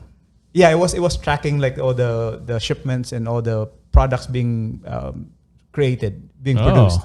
So the only reason she's there is because of the union, and the position has to be there according to the union. Yes. But it wasn't really doing anything anymore for the company. Mm-hmm. So it's crazy to me how there's a lot of these inefficiencies, not just from the government side, but from even the private sector. It's still happening. And I know the union is important for other things, but there are cases like this where it gets abused to the other point where it's just, wrong. Like, was that her whole job? Yeah, that was her whole job. I mean, that's the only thing that I knew she was doing. Man, that's a great job. I want that job. Yeah. But no, I wasn't there that long, but at least in a couple of days that I visited the office, that was all she was doing. Okay, so this data was getting tracked and collected and put on a piece of paper, and a chain of people like 4 people would hand it off? Yeah, I was just trying to understand the process. Like, we were trying to optimize the process, and we're like, how can we make it better, right? Yeah. So you have to go through like finding out like what's going on, and this happened, and I'm like, why? And the answer is because it's a unionized shop. Yeah. No, I was an accountant, so I was stuck in a lot of processes that I had no power to change. There you go. That you want to be more efficient. And yes, it's not necessarily her fault. I mean, it's just the way it is, right? It's the system. I mean, that's probably a judgment of her character, unless unless she had no other opportunity and needed the job for the money to feed her kids or something, right? Yeah, I don't know. But Like I hate sitting here and putting this piece of paper in the trash, but I need the paycheck. really hard. Really Well, hard job. Yeah, so I mean, hey, nobody wants this poor lady to lose her job. True. But what would be ideal? To have her repurposed to something useful? Yep. Yeah. But anyway, Get a job, lady. Yep. Well, she has a job, and it's great. Like you said, right? It's perfect. Like she did is sit and take a piece of paper. And was she watching TV or anything, or was she just sitting there at the desk waiting for that piece of paper to come up on the window? I think she was keeping herself busy with something else. She's like knitting. I don't remember. This is the important part of the story. I want to find out what the fuck she was doing for 8 hours, waiting to put the piece of paper in the trash. I don't remember if it was TV or something else. Yeah. But it was something ridiculous. It was like I think she had a computer, so maybe she was playing solitaire, like you said. She was playing that Minesweeper game. Oh, Minesweeper. Yeah, there you go. For 8 hours a day. Somewhere in the U.S. is the Minesweeper champion. There you go. That is spending fucking 8 hours a day just destroying Minesweeper's ass. I bet. Even today, even right now in 2021, somewhere there's a Minesweeper Pro. Those those games were like so simple back then. I mean, yeah, that was it. And now you're like, so like you're immersed in the software, right? I mean, that just tells to the same effect as the more powerful machines, more powerful games, more powerful software getting loaded. So it's like a play of catch up, right? I mean, both sides. I hear those games are actually created. So Minesweeper, Solitaire. Is there any other ones? Was there a pinball one for a while? I think pinball. Yeah. But I hear Microsoft did that because they wanted people to use the mouse more. So they're trying to create something because think of Minesweeper. The boxes are fairly small enough. You have to click, and you also have to right click too. So they purposely wanted the right click to be in there. So that was a secret mouse training. Yeah. Nice. Yeah. See? How about that? That's exactly what you should produce. Mouse Logical, yet appeals to the emotional aspect. Kind of mathematical. Yeah. You got to at least add and subtract, right? Yeah. Well, you can just randomly click too. Oh, you can't be the champion in the U.S. Yeah, right you can't now. be the champion though. Yeah. You see that 5, you know what's going on. Yep. All right, we're going to go into the final question section. What? Did I waste all our time? So this is part 2 for you, but Wait, did I really fuck it up? Could we have gotten like a lot more wisdom out of Oscar if I hadn't been jerking around the whole time? maybe, I don't know. Sorry, Actually, I would say, yes, Oscar is a big bucket of wisdom, and we didn't get to tap into that much. But it was all good. Bucket of wisdom. I'm gonna Big bucket. Get you a T-shirt. If I told you to put $5,000 into cryptocurrency, what would you think? What questions come to mind? One, if I have the money, I would so do it. Is the question like which cryptocurrency should I put it on? Just any thoughts that come to mind. If you didn't spend it on all your hybrid cars. No, I mean I would spend it on crypto. What specifically in crypto? Probably learning NFTs and producing NFTs right now. Oh, you do that for free. You don't need $5,000 to do that. No, just to learn and what's making it successful for all these people and hire graphic artists and all that. I don't think you need graphic artists, right? It's I mean, you can produce. It's like 8-pixel drawings or something. Yes, some of them are. Yes, but I mean, still, like you still need to have some kind of graphic skills. Yeah. Okay. On the thought of which cryptocurrencies, I still feel like Ethereum is the best one out there. I feel like it has a good balance of usefulness. I mean, I feel like Bitcoin in particular is like not really useful for anything other than people perceiving it as having value. Other than that, it's not good for anything else. But Ethereum can actually be used for something useful. Again, that's too logical thinking. I mean, it's too logical, so I'm pretty sure that's not going to work. So, I mean, that seems to be the case, right? And again, like when the internet started becoming like a mainstream thing, all those companies that were, selling like the Red Hat distribution of the Linux distro, What's a Red Hat? Like there's all these brands. Like they try to bundle up their own versions of Linux. So the operating system. So to compete with Windows, Red Hat is actually one of the better stories because they're actually successful and they got bought by IBM, I think, recently. Is that a reference to White Hat and Black Hat or not? No, related? no. Oh, okay. Not related to that at all. Okay. It's just this guy with a fedora, Red Hat. I think his silhouette was Red Hat, or was it the other way around? Okay. I forgot. But the thing I'm looking at here is that logically back then I was already like, tinkering with computers, right? And I'm like, oh, this is like a really big thing. Like this will become a big hit. And then of course it never went anywhere because one, it's logical. And then two, it's totally utilitarian. It's for the OS and for all these other things. Whereas when Facebook came out, I'm like, man, this is just garbage. Like wasting my time. No, you could put up a picture. My friends could see my picture. Yeah, but it doesn't really help you do anything. It doesn't produce anything. Like logically, that's my thinking. So. From a logical perspective, that's how I look at things. Yeah. Like when I buy my car, I look at my total cost of ownership, like all this crazy stuff. And then I heard the salesman just comes to you in the parking lot and says, "What color car do you want today?" Yeah. Like, that's the first question they ask. Like, I'm not sure how true that is. Is that the majority or is that a few? But the point is that, again, the color is more about the emotional side as opposed to the logical side. Yeah. Like they appeal more to that. So me saying like go with Ethereum is probably gonna tank Ethereum. That's my point. Luckily, the NFTs are living on Ethereum. Yes. Yes. Yeah. Do you have any Axie Infinity questions? I know Oscar doesn't have much information on Axie Infinity in Philippines. Yeah. What was your thoughts with Axie Infinity? Actually, you never brought up. You talked. I guess you slightly brought up via text. If there is a way to collaborate with to create a team, and then maybe your. Do you want to sponsor? Yeah. A less fortunate person in the Philippines. For sure, we can do that. Again, that's why my answer earlier to you was like if I had the money. So my wife is putting up a hospice business right now. So. Like you're gonna be rich, hopefully. That's the reason why you put up a company. But I mean, she's really passionate about helping and all that. Like, I was being insensitive. No, but at the same time, like, you put up a company for a reason, right? I mean, you don't want to waste your time on if you're just not making. Go with the emotion, man. Go with the emotion. Yes, but it's also very for her.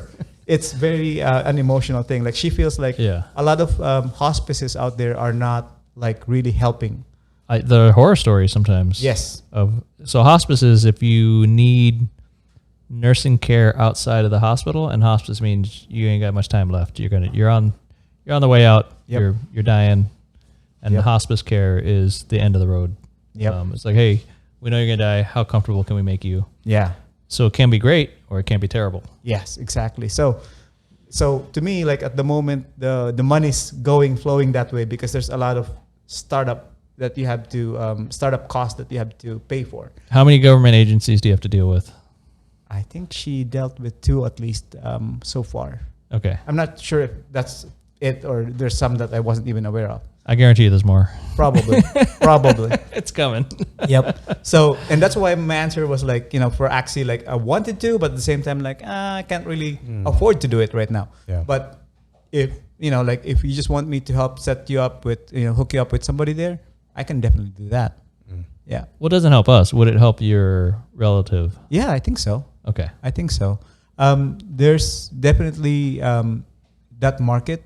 I'm not sure why most of the people that they interviewed were in the far north. I'm not sure if that's like just happens to be the case that they picked those people, but they seem to only have people from the really up north section of the country. Is that where the reporter was? I don't know. It's a surprise. I mean, usually you don't hear from the provinces at all. Oh. It's rare, but I mean, in this case, I guess they were able to get hold of somebody from there. You know what it is? It has to be somebody who doesn't have other good opportunities. So what we're talking about for our listeners is Axie Infinity is a game built on the Ethereum blockchain. Correct me at any point if I'm not correct, but it's a Pokemon-like video game, where if you played a Pokemon video game, you're these characters battling. But this game is built such that there's a substantial buy-in where you got to buy your characters. But if you play your team every day, there's a way to earn some money on a daily basis. And it's something like $10 a day, which I don't know, if it costs you $1,000 to buy the team to make $10 a day, then you're like, well, really, I'm only doing this if I love Ethereum and I want to buy into this game because it's kind of the only thing going on right now. There's some other games you can play, but this is the first big one that's really functional, and it's got this weird setup. And then what that ends up doing is, if you're in the Philippines and you ain't got a better job, then $10 a day is pretty good money. Like you can if you're starving and you're hungry, $10 a day sounds great. So to an American, we'd laugh at $10. We're trying to get $10 an hour, for bullshit jobs. But in other countries, it's a different equation based on your costs and your opportunities. Yes. So what we're talking about is the possibility of, can we buy a team to help somebody we know make $10 a day? Yeah. And I guess the thing is, if it's $1,000 to buy this team, sounds crazy, sounds like a lot, right? But we have some Ethereum that's in excess of that, and then whatever you buy for $1,000 presumably doesn't lose its value. Right. You're converting your Ethereum into these Axie team, so hopefully it still has value. It's kind of like if you spent money on a Rolex watch, you're not losing the money. You're buying a thing that has value. So can we buy this team and help somebody in a less fortunate situation across the world, right across the Pacific Ocean? Yeah. So if it helps that person make $10 a day, that might be good. So if you're interested, then for sure we would do that. We would almost be assholes not to, unless we can justify that there's some cost to us. That, I don't know. Am I generally correct? Liem's being very judgmentally silent. No, it's is that how my face looks when I'm quiet? I'm bitch face all the time. No, I think there's a lot of details we'll have to iron out, and we'll see how it goes. Yeah. On the in case the audience doesn't know, the $10 a day, some of the players play, and then some of that goes to a manager. So I actually don't know the math. I don't know if that player could make $20 a day, but 50% usually goes to the managers and the investors and the people that help set that up. So without the investors, those people wouldn't even get that $10 a day. Right. Yeah. In a way, it's like setting up a company, and then you have a worker who's able to take home money. Yep. Yes. It's a new digital way to exploit overseas workers. Unfortunately, the American way. Sad. But at least, to defend it, at least in this, with Axie Infinity, they can get enough money within, how many months would it be? I don't know if it'd be 6 months. They could potentially buy their own team and then buy their own team and then keep 100% of their thing. Whereas most pyramid schemes, the lower people usually don't have enough to ever create their own thing. Yep. Are you calling this a pyramid scheme? I am trying to say it's not a pyramid scheme because they could buy their own way out, or they could buy their own team and make more money later. Yeah, I could tell you this for me would be entirely altruistic, because I don't give a shit about $10 a day. Like, I'm so lucky that I don't need $10 a day. Like, any effort is not worth $10 a day. Yeah. Yep. All right, next question. What can you not live without, excluding the obvious: water, food, sleep, health? Computers. Duh. Oh. Can you even imagine your life if all computers died today? I guess I can. I mean, I like making things. I'm a maker, so I build stuff. I do other things, I guess. But yes, I'm also very so you'd be making cabinets? hands-on. Yeah, cabinets or whatever. Well, how old were you when you got your first computer? You just start on paper, bro. My first computer. Yeah. That's why I was here in the US already when I got my first computer. I never owned my own. So you're over 19 years old? Oh yeah, I was 20. Oh wow. Probably like 22. Was it a used 386 or something? Oh no, I bought brand new one on eBay. And then I remember it was from the city of California. California City? Or is it California City? I don't know. Yeah. I think they called it City of California. Weird. Weird. Is it in California or somewhere else? It is in California, and you can actually on the way to Bakersfield, I actually see it. I see the sign like California City or whatever, City of California, and then I'm always tempted, like, do I want to take a detour and just look? Because like that's where my first computer came from. And then I look in Google Map, and it's like nothing. Like it's just a grid of like a few blocks, and it's like nothing. Like, a tiny city. Yeah. I would love it if their city lines was in the shape of the California. There you go. That'd be kind of cool. Yeah. I asked that question, and how old were you? Because when your question with if electronics all died out, computers all died out right now. Yeah. Because he had his childhood was without electronics really, or computers. Yeah. So it's easier for you probably to go back to that time. I would think. It's probably old ass. Yeah. It's probably all the kids nowadays. I mean, you see them at 2 and 3 years old. They're playing on smartphones and tablets. Like, it would be interesting when they hit 30 years old, and then if somehow you could rip away computers just to see how they would react. Yeah. I think they literally can't even imagine. Yeah. Well, let me ask you this. Say you're, as a software developer, what would be your fantasy thing that you could be working on? Like, if you could be working on any software, what would be the most interesting, exciting? I've always wondered what it would be like to work for what they call them, the FANG, Facebook, OnlyFans. No. Like Facebook, Apple, Netflix, Google, Amazon. Amazon. Yeah. Sorry, Double A, FAANG. Okay. Yep. I always wondered what it's like working with those companies, and then the people in them. Like, like you said, like how high am I in that range? Like, I want to be able to compete with those guys and see, like, Is that like being in the NBA? Like I guess so. You want to get to you want to get to the Super Bowl. Yep. In a way. That's exciting. Yeah. That's a great answer. I like that. Yeah. I'm not too old to do that now, but that would be if I had a. No, you could show those punks some skills. They have like a different like way of doing things now. Like they had like a lot of what do they call them? Those tests. Those like Rorschach tests. No, like they would make you do like how would you do bubble sort? Like, what's the best way to sort? There's like all these different ways of sorting things. Yeah. And to me, I stopped looking at those because to me, like, I just find like what's the most efficient one that I've seen, and I use that as opposed to reinventing everything, like I said. Right. So they always a lot of their interviews are based on the very basic stuff, that the foundational stuff, like like how do you create this a steering wheel? Like, I don't want to build a steering wheel. I want to use that steering wheel and just use it and get going. Yeah. So that's the big dilemma. Like, once you get to that interview, they would ask all this type of questions. This is fantasy. You don't have to. We'll skip you past the interview. Straight to the there cafeteria. There you go. Straight to the cafeteria.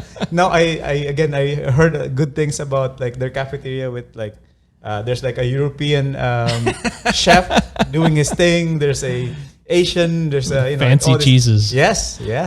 Yeah. Wait. So is your wife's hospice company going to have an incredible website? It's going to be super awesome. My daughter actually built the site. What? Yeah. Nice. Yeah. So yes, there's some good female programmers out there. Yeah. That's awesome. Is she high school or?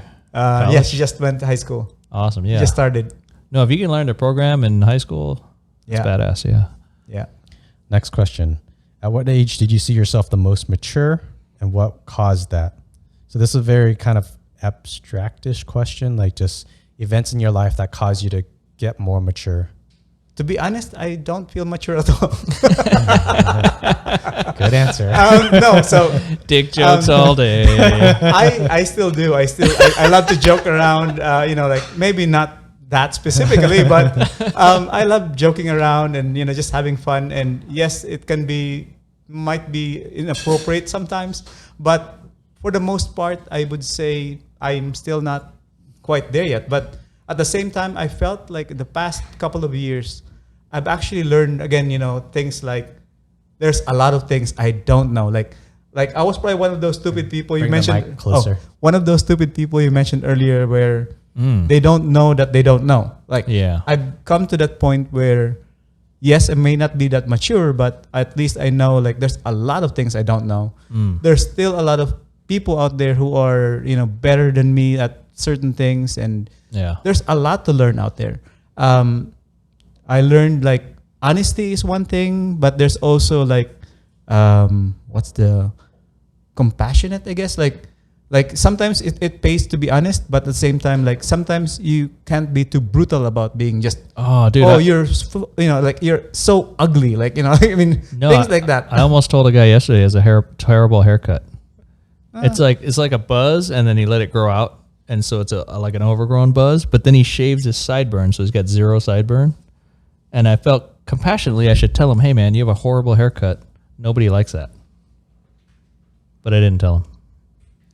It's tough because he might really like it, or I don't know. So to me, that's where like figuring out like we need haircut intelligence also. Are you close enough to that person? Like are they expecting that from? Do they trust you enough to be able to? What if he's just going through his life and nobody's telling him about his terrible haircut? That's the thing, and that's the hard part about being honest completely, and having some compassion for the other person. I feel like that's what's happening with Mark Zuckerberg, Kim Jong-un, and the guy that owns the Raiders. They all have terrible haircuts, but they're in positions of such high power that nobody's going to tell them, hey man, what's up with your hair? Or they probably believe that they're, even if somebody tells them, they're like, no, this is the next big thing. Well, presumably they have mirrors. So like you could look at yourself and they must see themselves and want this weird haircut. Yeah. So I don't get it. Like, I mean, can't you see that nobody else is doing this? That's the other thing is like, you want to be different, right? So you could be different better, not different worse. Well, it's that part is a bit subjective though. Is that the power flex of like, right? I'm going to have the most fucked up haircut. Nobody's going to tell me. Exactly. Yeah. There you go. Sorry, I'm derailing the final questions here. Next question. What keeps you up at night? What thoughts?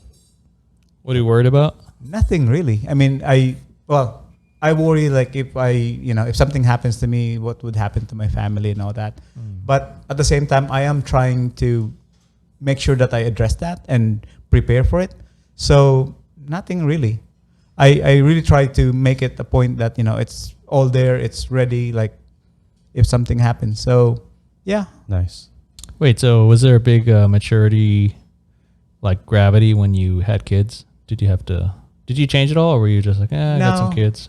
No, in fact, when this is something I only recently realized as well. Like, yes, I spend time with my kids and all that, but I was so focused with work that I didn't really I feel like I didn't spend enough time with them. Oh. And I'm only like realizing this now. Like, at the same time, like there were times when my son was like, you're like a helicopter dad. You're always there, like watching and like always hovering. So finding that balance, right? I mean, it's hard, but I feel like it's only like maybe the past 3, maybe 4 years that I really started to realize that little things like, again, like, it's not all logical. There's an emotional aspect of things. I mean, we started a startup. With your kids? No, like me and my friends back in maybe 2005-ish. Okay. And we said, we're not going to have any salespeople. We're just going to build and they will come. This was a thing back then, right? Right. And then only like recently I started realizing like, you know what? It's not all logical. And like I keep repeating, right? I mean, it's just because it's logical doesn't mean it will translate to the masses. Like, and that's, I think, is a big realization on my part. And that's why I always try to tell everyone that, like, it's not always just logical. There's another component. And if you can't reach them, there's no point in being logical because they're not going to hear you.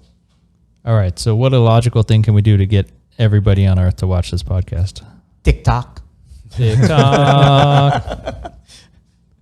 Do some crazy stuff.